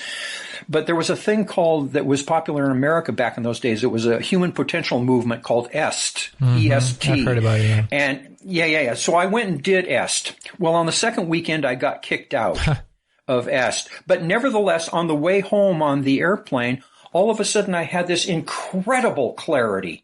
My mind stopped. And there was just this incredible feeling of peace and complete lack of fear and like I say, mental clarity. And it lasted for 3 days. And it was as if there were no mistakes in the universe. It was as if everything was perfect exactly the way that it is. And that I felt as if I was actually outside of my body, operating my body by remote control. It was an incredible, wonderful sensation. It went away after 3 days, but it did leave me with the knowledge that such a state of mind is available and that we have access to it. So the whole trick then becomes on how to get it back. I continued reading Ram Dass and just anything I could get my hands on, Ken Wilber and anything I could find get my hands on. So, as I said earlier, in those days I was street performing, and I came home one afternoon after working the streets, and I had a hat full of money, and so I sat down to count my money, and I turned on the TV. And on the TV, there was a documentary about this guy by the name of Sai Baba, who was apparently India's most popular living saint, and he was called the Man of Miracles. He was able to materialize objects out of thin air, heal the sick, and raise the dead, and do all kinds of stuff. And I thought, well, that's amazing, I wonder who this guy is. Well, I kind of forgot about him, but several weeks later, I was down at a local bookstore, which is not known for its large selection of metaphysical books, and there was this book about Sai Baba on the shelf, and it almost jumped out at me. One of those kinds of things, And it was written by a Western psychiatrist who said, yes, all of this is true. I've been there myself. I've seen it with my own eyes that Baba is able to materialize objects out of thin air, and I've seen him heal the sick and raise the dead and blah, blah, blah. So in the back of the book was a bibliography, of course, and so I called everybody in the book and called the guy who had made the film that I'd seen a couple of weeks earlier than that, and talked to everybody that I could. And then I found out that there was a Sai Baba group that met here in Seattle. So I joined that group, and I gave up drugs and alcohol, and I gave up eating meat, and I became a vegetarian. I was meditating all the time and quit sex and, the whole thing to make myself worthy of eventually maybe getting to see Sai Baba in person, which I finally did. In 1980, I hopped on an airplane and went over to India and traveled down to Bangalore, and then traveled 127 miles out into the desert to his ashram in a little town called Puttaparthi. And And it was at Christmas time, and there were thousands of people there from all over the world. And I had met up with a group of people in Los Angeles that I flew over with. And so there were 33 of us in the group. And so that was a whole experience. And if we have time, I can go into it now, but if not, I can skip ahead. We don't have to go anywhere. Oh, good deal. Okay. So being a semi-professional sleight of hand magician myself, and being a person who needed a miracle, I had been reading about Sai Baba, and I had been watching movies about Sai Baba, and I had joined this group, and so I wanted to see. It was said that he would wave his hand like this, and then something would come out of the flesh of his palm. Mm-hmm. It would be either vibhuti, which was the sacred ash that symbolized the transitory nature of all material reality, or he would make a rosary for you that would come out of the flesh of his palm, or rings, or whatever, like that.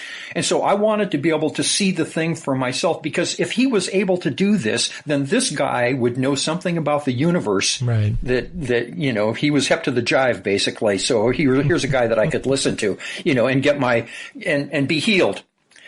So we went over there, and the whole trip was that in the morning you would line up. All the men would gather on one side, and all the women would gather on the other, and you would sit in rows. And somebody would come out with a bag full of numbers, and then the guy at the head of your row would reach in and pick a number, and that would be the number that you would be ushered in to sit in front of Baba's mandir, the place where he lived, and come out, and he would deliver darshan, which is a witnessing of the saint. And then he would come over and walk down the lines, and accept letters asking for help, or you'd be able to touch his feet, or he'd wave his hand and make something for you like that, So the third day there, we're selected to sit in the front row. Mm-hmm. So he comes out onto the porch of the mandir, and he looks around, and he looks over at the women. And like I say, there are thousands of people there. And he looks over towards us.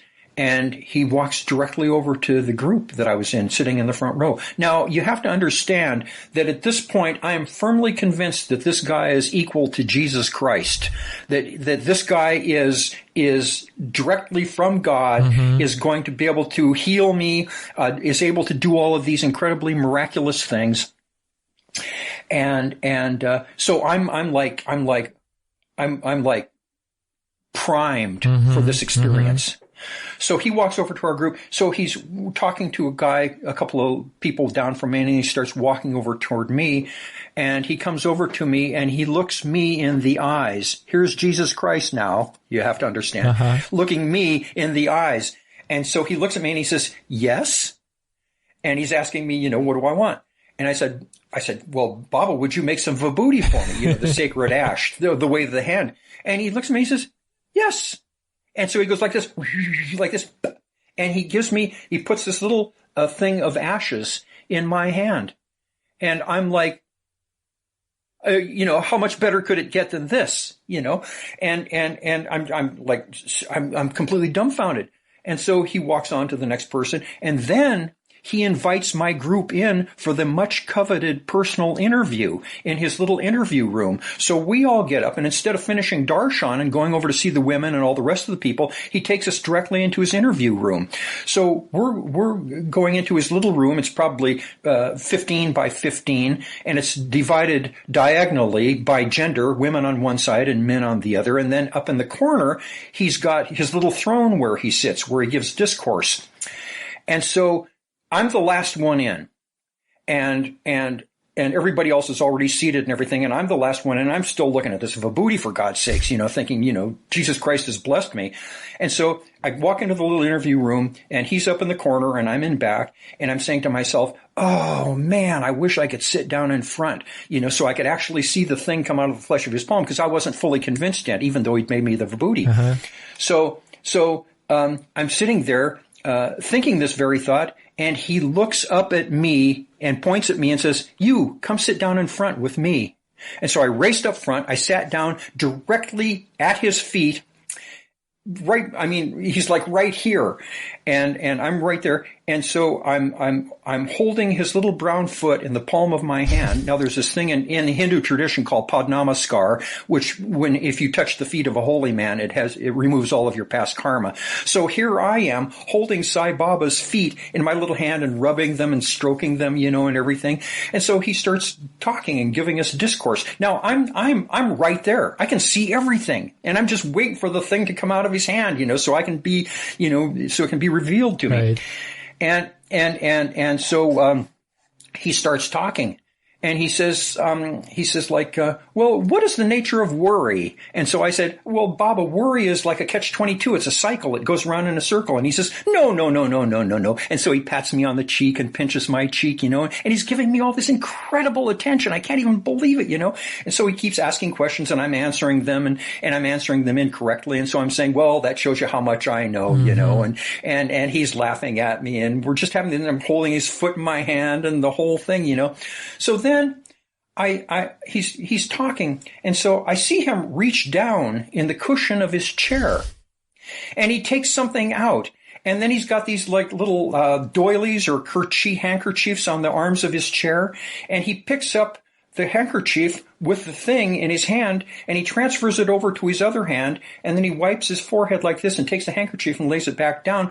But I can clearly see that he's got something thumb clipped in the palm. Hold on, just a second. He's got so here's a $50. He's got it like this. Can you see that? Yeah, there's a little bit of a delay with video, but yeah, now I see it. Oh, yeah. okay. Mm-hmm. Okay, yeah. So he's got something like that clipped in the palm. And I see that it's a man's ring, and it's a large man's ring. Now, one of the stories about Sai Baba is that if he ever materializes anything for you, it'll fit you perfectly, And so he has this man's ring clipped in his thumb there, and he points to a man in the audience, and he says, "Would you like to have a ring with a picture of Sai Baba on it?" Well, it's called a force. And who's going to say, no, I don't. People come from all over the world, for God's sakes. And of course they want a ring from Sai Baba. So he says, okay. So he spins it around like this and materializes the ring. And then so he gives it to somebody, and they pass it back to him, to the guy. And while all attention is back there on that ring, and the guy's reactions, he reaches back down into the cushion of his chair, and he pulls something else out again and does the whole thing with a kerchief, and he transfers it over. And he says, no, he says, you're a Christian man, so you would rather have a picture of Jesus on your ring, wouldn't you? And so the guy says, yeah, you bet. So he passes the ring back, and he does what's called a switch, which is a completely elementary move. And he goes like this and blows on it like this. So now the cameo on the ring has a picture of Jesus on it. So they pass that back, and blah, blah, blah. And so then finally he says, no, you want a picture of Baba on your ring. So he passes the ring back, and then he changes it back and passes the ring back to him. And so I'm sitting there thinking, let's see, it cost me $3,000 to get over here to India, and blah, blah, blah. So I'm completely disenchanted. I'm heartbroken, because here's this guy. So anyway, so after the interview, we all go out. Now, all of these people knew that I was a doubting Thomas and that I was a magician. And so I go out, and they say, okay, Dave, you can't doubt now because you actually saw the thing come out of Sai Baba's palm. And I said, well, that's not exactly what I saw. And they said, well, what did you see? And so I said, well, I don't want to destroy your faith. And they said, well, no, you couldn't possibly. What did you see? So I told them, and I said, give me a couple rings. And so I showed them what I saw. So the next day, I'm at a lecture there at the ashram by Professor Kasturi, who was the poet laureate of India and Sai Baba's biographer. And he's talking about this guy here at the ashram who was trying to expose Baba as a fraud. And so, of course, he's talking about me. And so I was going to stand up and say, well, I'm the guy that you're talking about, and it's not my purpose to destroy anyone else's faith, but this is my truth, And Baba always says, come and experience for yourself and, and see if it's true. So I didn't, though, because here I am in the middle of their country, and who knows what could happen to me out in the middle of the desert, for God's sakes. So I ended up writing Professor Kasturi a letter that outlined my point of view and sent it to him, but I never got a response. But the upshot was that 3 days later, I'm sitting up in my little room, my cell there at the ashram with my roommates, and I'm feeling sick. I'm like coughing up all this green stuff, and I just felt terrible. And I didn't want to go down to Darshan, and my roommate says to me, come on down. Maybe we'll get to sit in the front row again. So finally I acquiesce, and we go down, and we're sitting in the front row, and sure enough, Baba comes back around again, and he looks at me, and he says, and he looks at me and he says, yes. And I said, Baba, would you materialize some vibhuti for me again? And he says, oh, what's the matter? Not feeling well? And I said, well, no, actually, I'm not. So he goes like this, and he waves his hand and makes some vibhuti, and he says, you eat this, you'll feel better. And then he takes his thumb and presses a little thumbprint with the remaining vibhuti over my third eye. And he says, you eat this, you'll feel better. And then he goes like this. He goes like this at me, and he kind of winks, at me, and he walks away. Whoa. And that was so I left the ashram and then went to Goa and spent like 3 weeks on the nude beach of Goa smoking hashish and body surfing, and the nude body surfing, with all these beautiful Europeans going down the west coast of Goa on their way to Sri Lanka. So it was just, it turned out to be a spiritual search turned out to be a real hedonistic kind of delight in the end. That's quite a story. But anyway, But at any rate, I got home, and finally in 1986, after 12 years of searching, I finally found this teacher who, like I told you about earlier. So, at any rate. Whoa. So it's been a practice ever since of just trying to be awake and letting things come and letting go without being attached to the.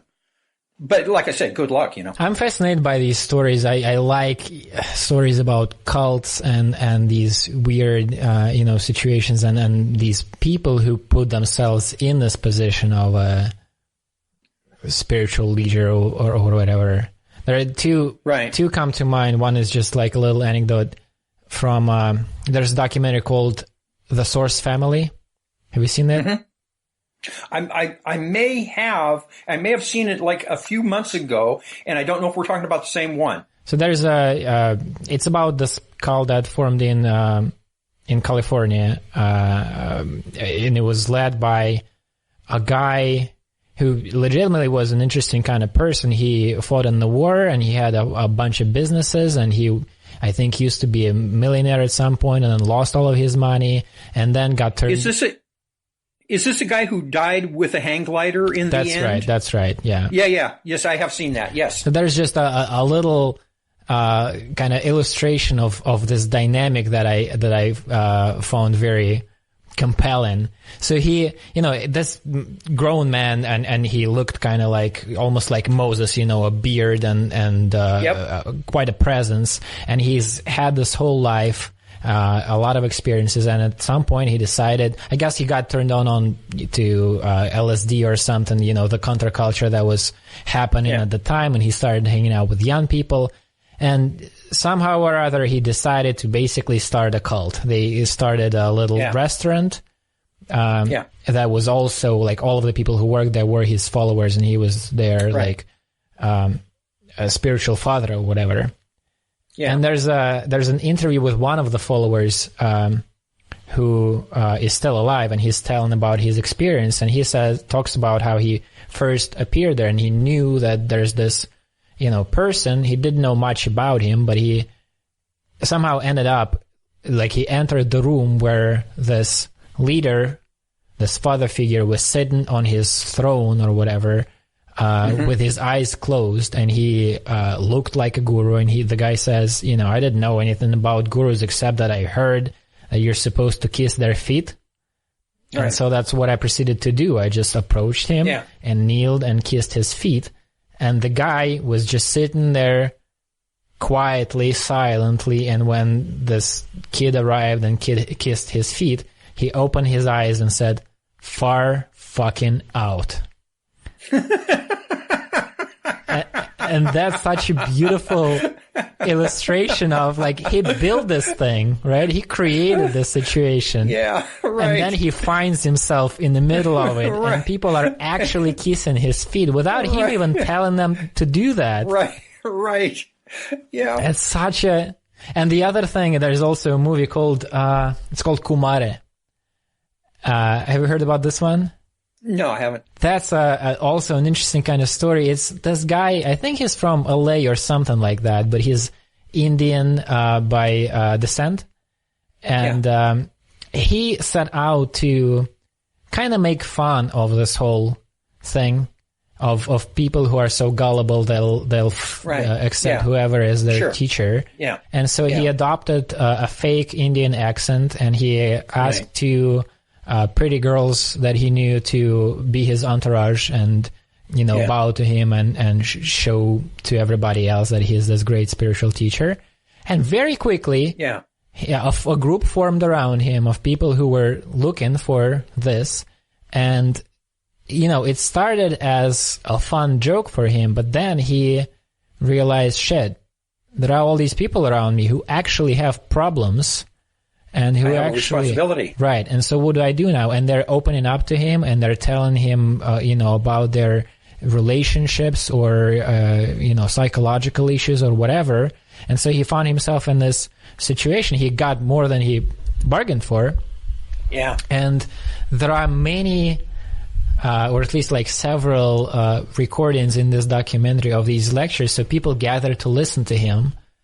Yeah. And he talks to them in this fake accent, and he says things like, we are all playing a kind of a game, aren't we? I sit here and play the role of the enlightened person, and you sit there and you'll play the role of a person who's not enlightened, and you are not any less enlightened than I am really, but he does it in the voice of the fake guru. Wow. And people are nodding with this completely blissed out expression on their faces, like how wise that person is. Right. He truly is enlightened. And they're taking in this knowledge. And he reveals the thing at the end, but it takes him, I think, a couple of tries. He decides, I'm gonna tell them what's up. Yeah. And chickens out at first. He keeps talking in this accent and tries to say something along the lines of what I just said. And, people don't realize what he actually is saying, that he's a dude from LA who decided to make a funny documentary. And then in the end, he drops the accent and says, my name is such and such. My parents are Indian, but I grew up here, and I'm just decided to do this thing. And he tries to break it to them, gently, but people are shocked, and some ended up laughing and appreciating the situation and, moving on. Some stood up and left and never ever corresponded with him again, even though he tried. Mm-hmm. But it's a very interesting thing of, if you're looking for somebody who's gonna give you answers, and there's a person giving out answers, man, that's such an easy trap to go down. Yeah, completely. And it's something like the placebo effect, too. Right. It can, if there were people, I remember Timothy Leary wrote a paper, I think it might have even been for his PhD, I'm not sure, about the third of, the people that come into psychotherapy, a third of the people get better, a third of the people get worse, and a third of the people stay the same. Mm-hmm. And as it turns out, that was just the way it is in the general population, too, that, people just, you don't need a psychiatrist, that some people will improve, some people won't, some people, stay the same. So, but what is that? You said that in '86 or something, you did find yourself a teacher. So how does that work, and who that person is, and what does that mean? I was I was still plagued by the depression, severe depression from the whole experience that 12 years earlier. And I had been reading everything that I could get, obviously traveling around the world, seeking answers and all of that. And I finally found, one of my parents' friends turned me on to their psychiatrist, who was a psychopharmacologist who had helped her with her manic depression with psychotropic drugs. So I went to see him, and he got me on a drug called luteolmil, which is a tricyclic antidepressant that was semi-effective, really. But at any rate, during that time, and that comes up to play here in just a second. But I was down at a bookstore again, and a book popped out of the shelf to me. And it was called, to me, it looked like this hokey little book that was, like a rag, it didn't look like it had any legitimacy at all. It was kind of a new age kind of thing. And it was called The Mystic Path to Cosmic Power by a guy by the name of Vernon Howard, who lived in Nevada, in a little city down below Las Vegas. And I started reading it, and it's written in very simple terms that a sixth grader could understand. And it re-articulated everything that I had read and studied up to that point. It was basically, a non-dual mystical point of view is basically what it was, which is, as Aldous Huxley, was it Aldous Huxley? I can't remember. Yeah, I think it was him who coined the term the perennial philosophy, which underlies all the great world's traditions. It might have been religion. William James also. It might have, it might have been. Yeah, I can't remember who coined the term, or Houston Smith. I can't remember. At any rate, he was basically stating the point of view of the non-dual mystical school of thought and philosophy, and so. And again, when I started reading it, it resonated so deeply within me because something in me recognized that truth, the deep truth in that. And like I said earlier in my discussion about my chaotic experience back in 1974, that I knew that the intellect I wasn't going to be able to extricate myself from the morass via my intellect, right, by my rational mind. And so the non-dual mystical point of view seemed to be the path for me. At any rate, so I was reading the book, and like I said, not only did he outline the nature of the problem, but he gave me the method, of being present, of being aware of your voice as you're speaking. Be where you are while you're there, right, right. And let go, and just let go of everything else.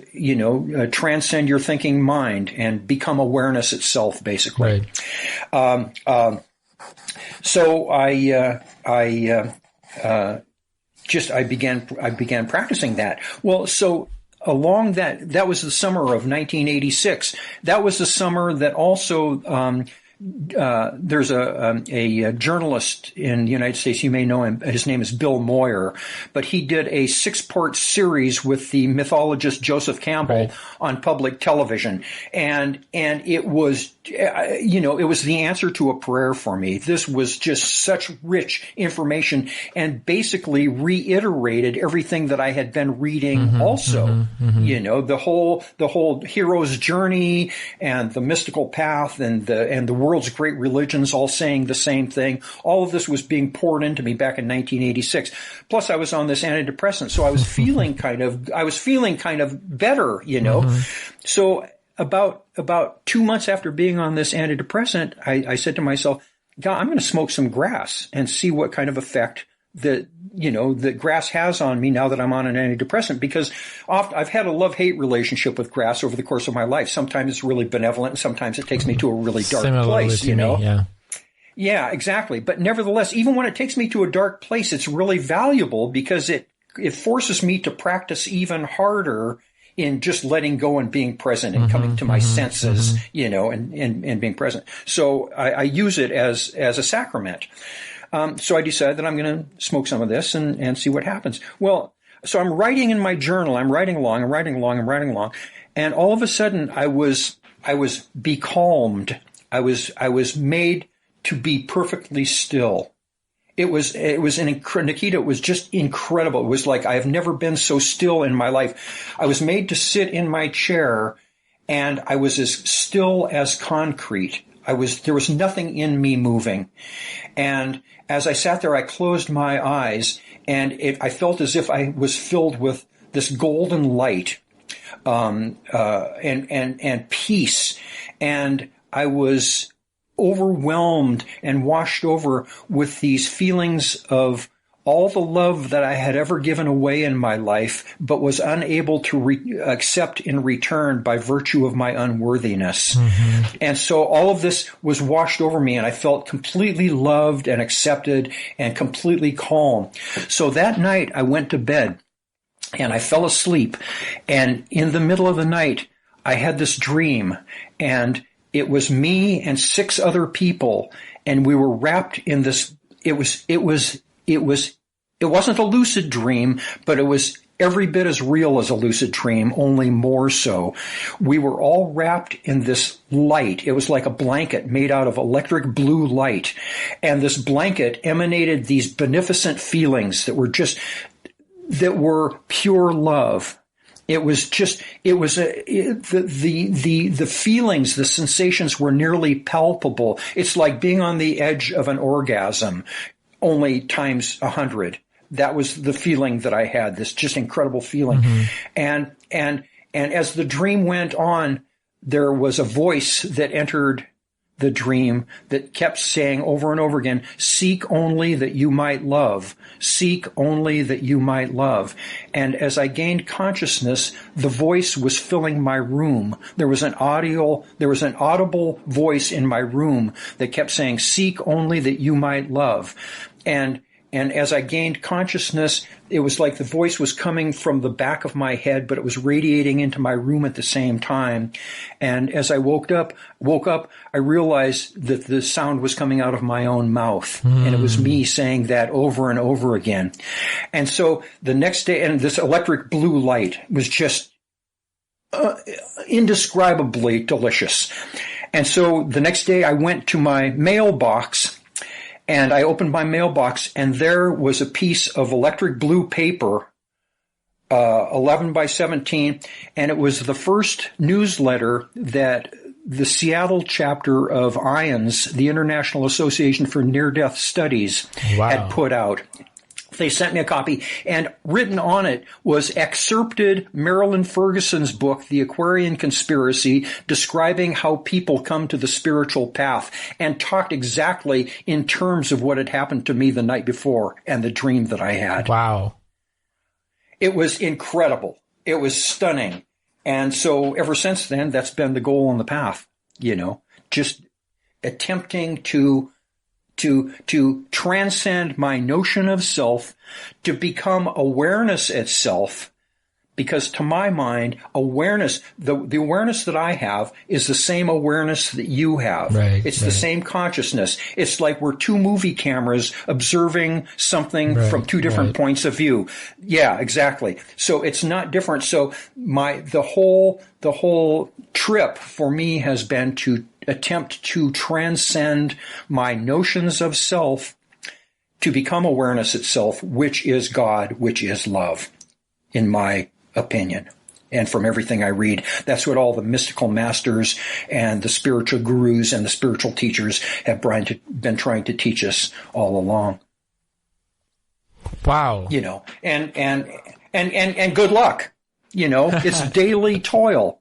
And some days are easier than others. Right.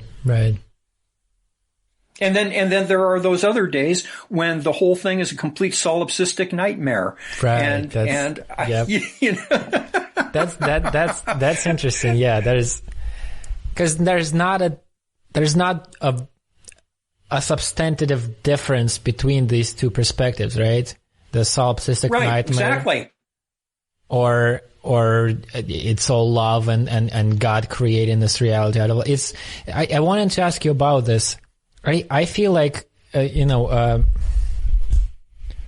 are a bunch of metaphors that seem to make it easier for me to understand this dichotomy between the negative and the positive. And it's like, one, for example, is children at play. Like when I'm thinking of my childhood, when the games most of the games we would play, there are games with rules, you play soccer or whatever, but most of the day is filled with, you're just wandering around. There's a group of friends, and you're coming up with things to do, right? And many of these games are kind of social, and the rules are fluid, and it's all make believe, right? Like you're aware it's a game. You're making it up. You made part of the rules yourself just now. Yeah, but it's great and benevolent and exciting and compelling for a period of time, and then it gets dull or boring or not compelling anymore. Right. And to me, the answer is in participation, right? So a game that's boring, if you're playing a game of that sort that is being invented as it is being played, and it's starting to be depressing or boring or not compelling, then you can change that by changing the game. By being a participant, an active participant in creating this thing. Exactly.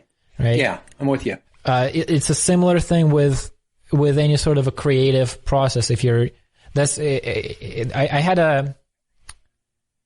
had 2 DMT trips that dealt with this issue. So for whatever reason, DMT trips tend to come to me in couples, sort of in pairs. The first one kind of opens a set of issues that you're just kind of left there sitting or laying down wondering, now what the fuck I'm going to do with that? And then the second one is a kind of a resolution. And there was this couple where it was like, I think the 5th time I smoked it, so I kind of knew what to expect, except it's always unexpected and it's always overwhelming, and you don't know what you're getting into, even if you've done this before. And so it's this completely overwhelming, intense experience, visually rich, and it's always feel there are paradoxes in every moment of that experience. It's alien, but also familiar, and it's completely, it's the most profound thing that you've ever experienced, but it's also a fucking cartoon with, beautiful little colors, and there are all of these things wrapped in this. And one thing that is consistent, has been consistent for me, and I've heard other people describe similar things, is you get a sense of what you're experiencing, what you're dealing with, what you're engaged with there is like reality on the most fundamental level. This is it. This is the source. This is everything else is a different expression of this like multidimensional, incredible thing that is right there, available to you directly. And you're fully convinced of that this is a fundamental. Right. This is underlying. Yeah. Right. Okay. And so, so I'm in there, and in that particular moment, it's all words that I'm putting on the experience afterwards. Sure. It's not. Yeah, of course. It's not close to actually saying what it is, but it's as close as I can get to. Yes. And so, in that particular experience, it all felt sort of, what would be the word? Like not intellectual, but having to do with intelligence and understanding and knowledge. And so there was a sense that there is this process. Oh, and there are also, DMT is known for a presence. You feel there's somebody there, and you see somebody there, and you are in some sort of communication. And so there are these pretty intense entities there who are basically telling me without words, but what I'm getting out of them is, again, this is post factum, trying to explain what at that time felt like a mystery that was difficult to relate to. It seems like there's a process that is the process. Everything that we experience is this thing, and this thing can be described as, let's say, the universe trying to understand itself, or the God trying to understand himself. And I spent some time there with these, as I said, pretty intense fucking creatures who keep transmitting this message to me, like, it's very important. You gotta play your part in this understanding. We need to, they had this feeling of like, this is urgent. We need to be understanding this properly. And so in like an effort to discern ultimate reality, I guess. I mean, that's what there is. There's nothing outside of this. Everything can be described as this is the universe trying to understand itself. And every experience you have, that's what it is. And and this understanding is not complete, and it's important that we continue on that journey. And and they're eager for me. They're like, do it now. You need to be engaged in this. And I'm kind of trying. Yeah. And at moments, I kind of start to make progress, and I even go like, oh yeah.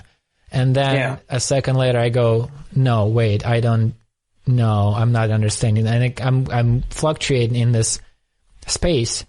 And then by accident or almost by accident, something happens. I've heard before, I really like Terence McKenna and his speeches that he's delivered. And he said that what has happened has been his experience with, I think he was talking about mostly mushrooms and maybe DMT, is that he makes noises. He goes into this, like he does it by himself so that he, you know, people don't get too concerned about his state and he doesn't look like a madman. Right.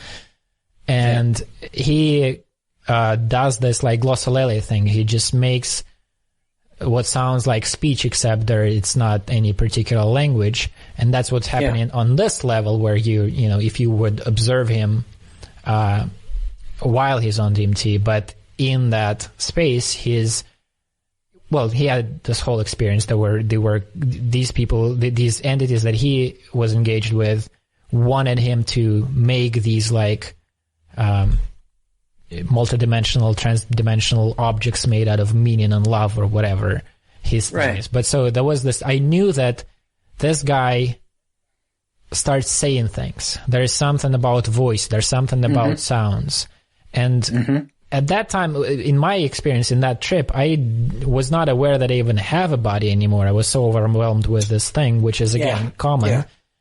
Yeah. But I guess there was like a shadow of that thought in the background of my mind. And I guess I have been making some sort of a noise during this thing. And then almost by accident, I changed the tone of that noise. I started humming lower with a lower frequency. And at that same moment, I realized that I do have a body. And I realized that because I noticed that my attention in the body went lower from somewhere, I don't know where exactly, but from, let's say, the chest level or the head level or something, it went lower. And then the whole thing changed. The whole trip changed completely. And the change was that I found myself in a different place that also felt like this is the fundamental reality. Yeah. This is the only thing that's happening. But that place did not have any of that knowledge thing going on. Instead, we could be described as the only thing that's happening is the universe is making love to itself. Everything can be described through metaphors of love and sex. And it's, you know, there's a pull and a push, and everything is some sort of a movement that can be. And that place was much more comfortable. There was none of this intensity from the previous realm. It was nice. It was there was also an entity, somewhat similar to. I later tried Googling deities from different religions to see whether I can find an image to compare this to. There are some in Hindu mythology. There was this, it's fiery, and there's this female entity that was kind of dancing in the flames. Yeah. And that place was much, as I said, nicer, much more pleasurable, but after a certain point, and I forgot to say that this change when I left the first place, it was accompanied by a sense, it felt like I was not convinced, right? I was in that process of, you gotta understand this, we gotta understand, it's very important, we need to understand this, and I felt like something's lacking here. And I basically left looking for something different, for something I was not, and there was also a feeling of if I stay there for too long, there might be a point of no return, and I'll be like those entities, and there will be nothing except for this view. Right. And so suddenly I realized I found myself in this other place, which after a certain period of time also didn't feel too compelling to me, because it's great, but there was some lack of meaning or something. There was something lacking there too. Yeah. And having discovered this ability to participate, to change this thing, to go from one place to another, I spent the rest of the trip going. So I spent some time there and spent some time here, and then I went back and I was not compelled again.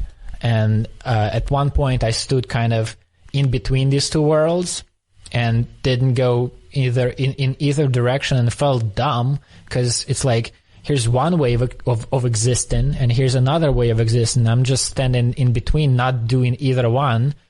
It's not like existence stops after that. You're just stuck in between place.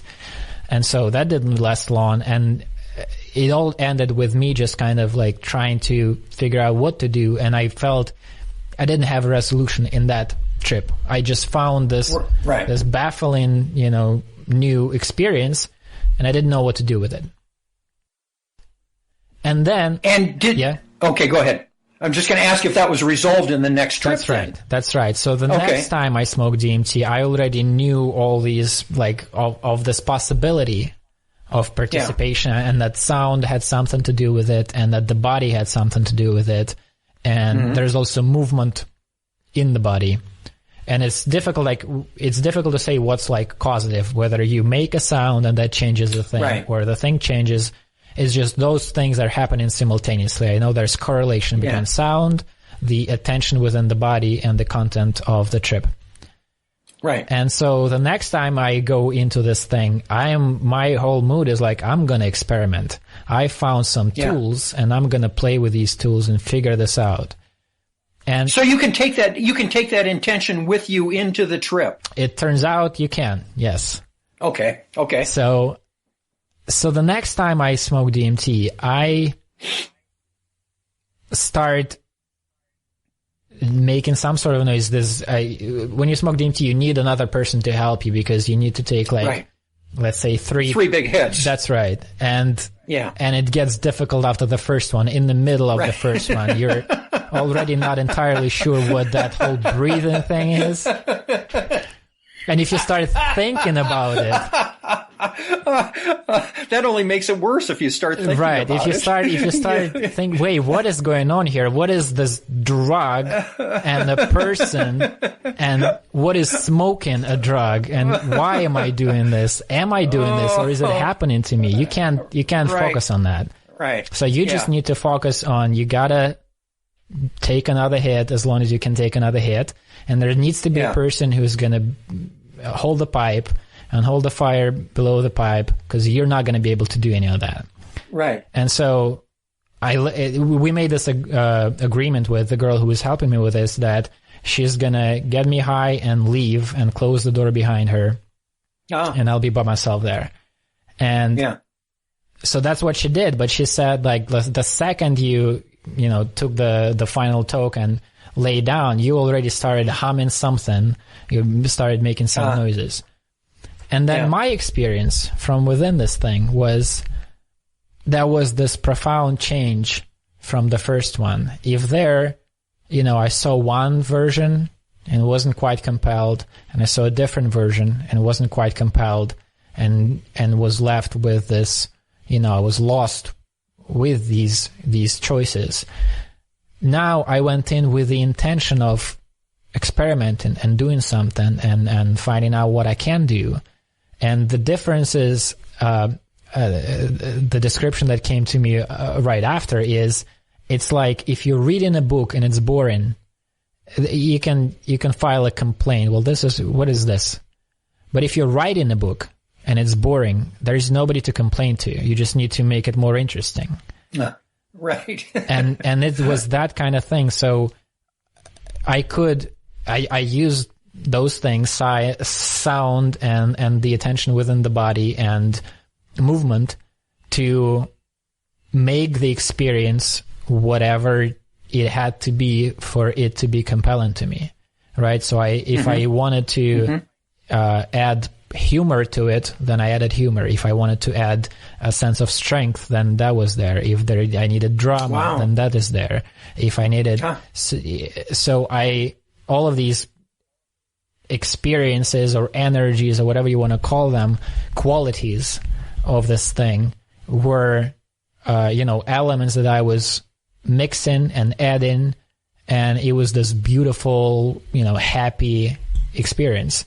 Now, that to bring back to this idea of like children playing, or you creating something, or is this a solipsistic nightmare or God at play? Well, those are all the same things. It depends on your participation. If you're making it compelling and beautiful and whatever you want it to be, then it's that. And if that's not happening, then it's an artist that lost inspiration, right? You are stuck in this game, and you don't have enough whatever you need to be a real participant in it, but you can't stop doing this. And so this is as far as I could get with that. There's not really an answer there. There's not really a recipe, but I think that's our kind of predicament. This is a life experience is happening, and I don't know if there's a way out.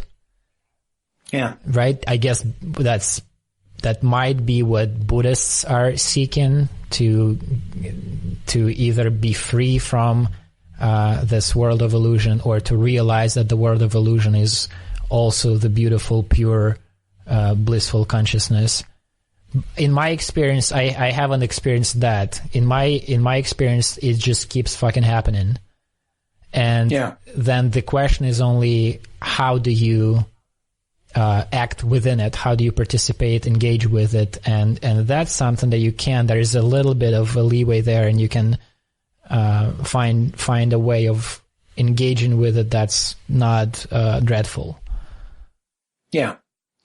There is the gravity, though, of the ennui, or the gravity of the depression that seems like to have a stranglehold on me sometimes. I mean, there are many different ways in which I'm called and that I can participate to make it a creative universe. But there are those days when I am just, when the darkness is upon me, that I don't want to do any of them, that nothing calls to me. And of all the things that I could do and all the creative endeavors I could participate in, none is going to be satisfactory. It's going to be in that middle place that you were talking about, of going one way or the other. And so I think, I don't know if there is an answer, but it would seem to me that and I'm just wondering if being passively aware is to participate, even though it seems like we're not. There are periods of fecundity, when everything is rich and you're producing all that. And then there are the ebbing times when you're not producing and not so engaged in all of that. And, it's one of those cyclic things, just like all life is full of cycles. This may just be one of the cyclic things that we have to just allow that to come back into the periods of fruition again. I'm not sure. I don't know. Well, that would be in my blueprint of a religion or cosmology based on that notion of Toska. That would be the practical dimension of it. As I said, Toska can be a longing for something, or it can be a longing without an object. And one way to look at this longing, the universal longing, is, let's say, it's a longing of an idea to be expressed, or of matter to be inspirited, right? It might be a kind of a, if we take a love metaphor, the spirit and matter, let's say, are in love and separated, and they're missing each other and longing each other. Or, all of these, you pick any dichotomy you want to use.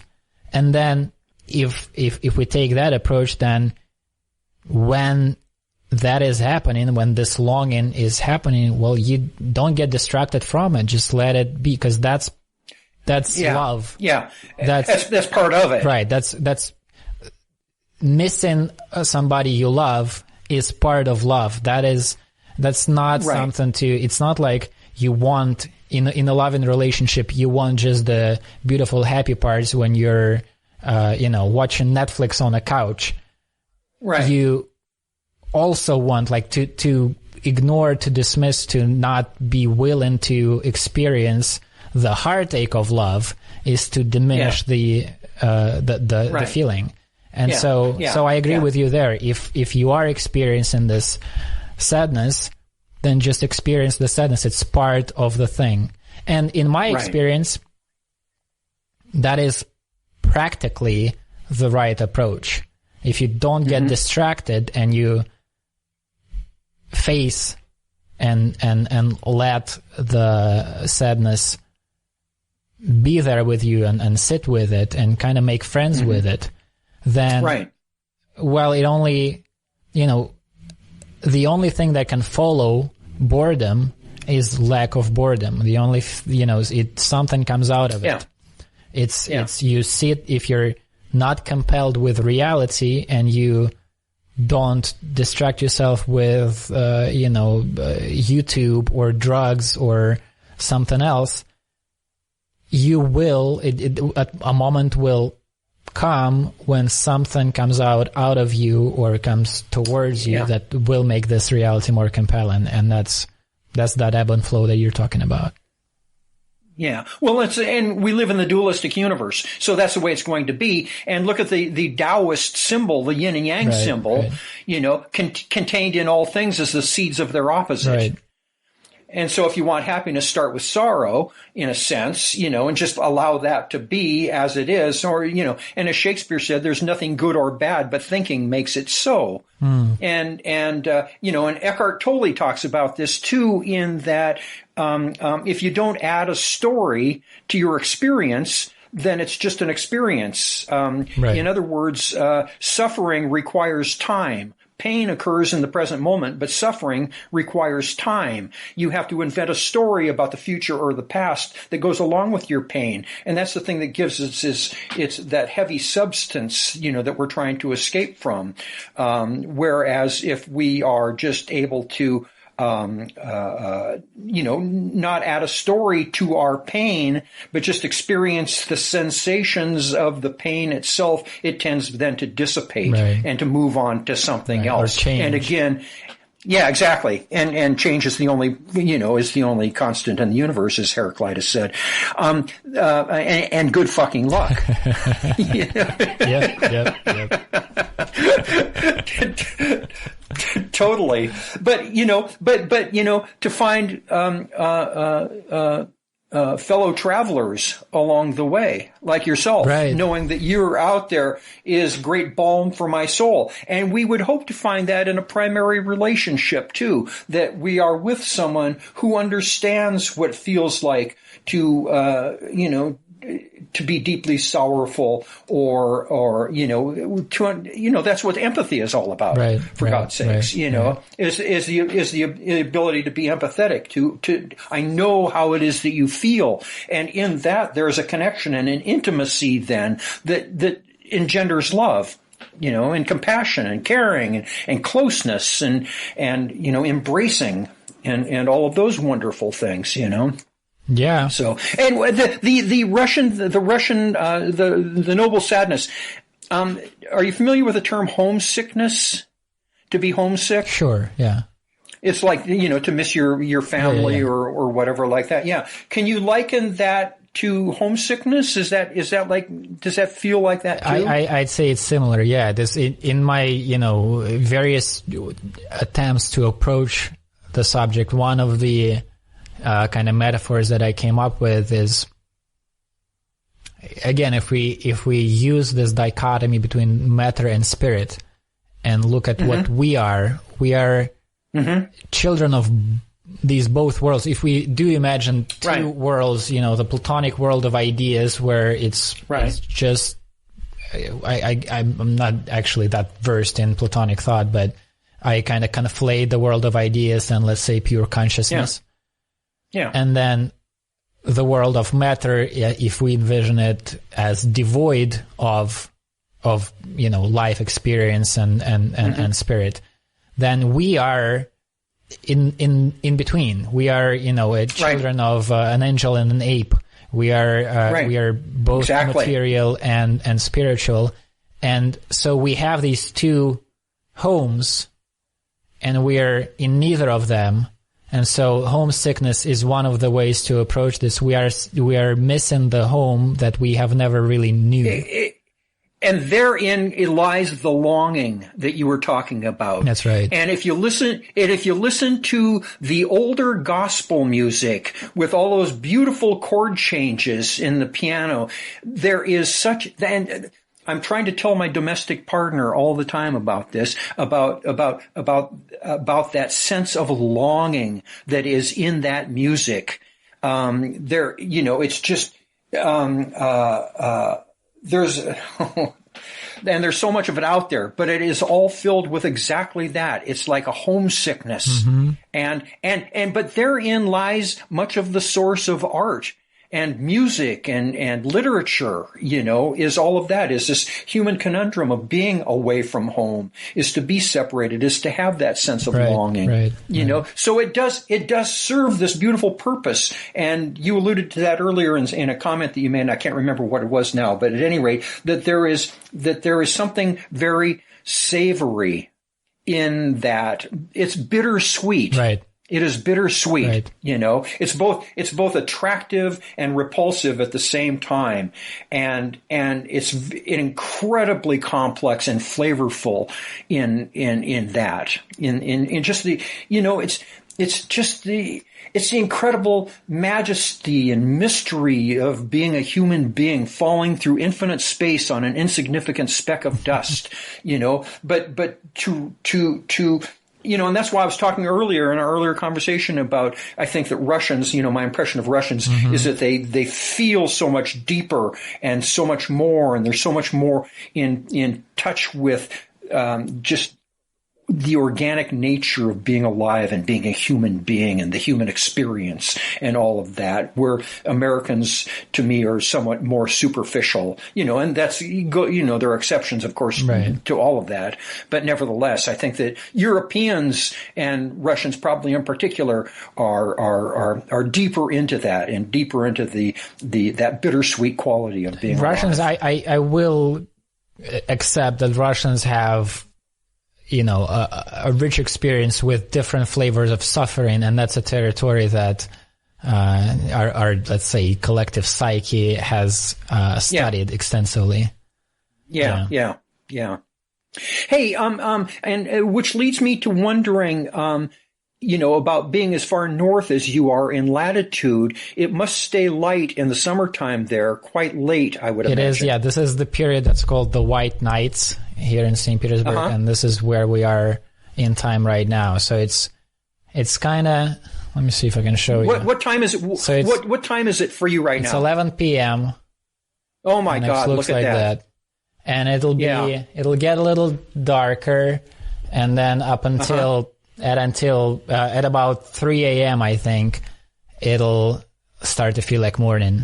So there will be a short period of not really nighttime, but kind of approaching nighttime, and it lasts for. I've moved here like a year and a half ago, so this is the second time I'm experiencing this. From where? From where Moscow. Were you before? Moscow. Oh, okay. So that's more south and slightly east of St. Petersburg. That's right. But still in Western Russia. Right. Yeah. Well,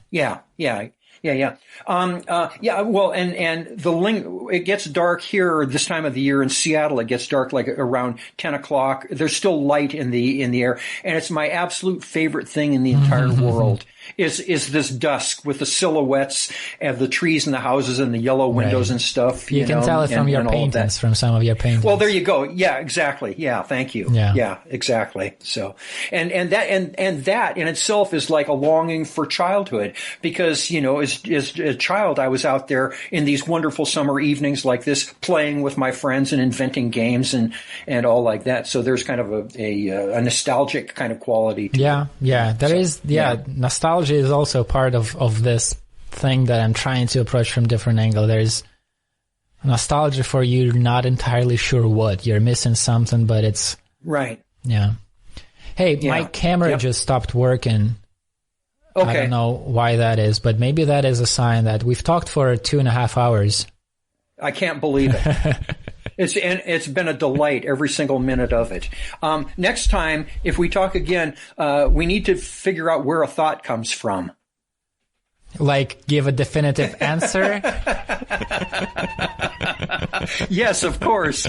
And I'm depending on you. All right. Well, let's approach this. Yeah. This was great. This was, the highlight of my day and the week. And mine as well. Absolutely. Mine as well. So, I hope we can do this again sometime. Yeah. And if not, at least email back and forth. Sure. I'd be happy to. Listen, I'll see what I can find out with my recording here, and I'll try and send that to you. I don't know how I'm going to do that because it's going to be so many megabits that I don't know how the heck to get it through the ethers. Right. Well, you could try just at first try just attaching to an email, and I think most of the time what Google does when it's like becomes too big, it uploads it to Google Drive and sends me a link. I think it should work. Okay, good deal. I'll do that then. Yeah. All right. Perfect. Thank you so much for this. Nikita, it was an absolute pleasure. All right. Really good to talk to you. I'll talk to you later. We'll talk later. Okay. Okay. Bye-bye.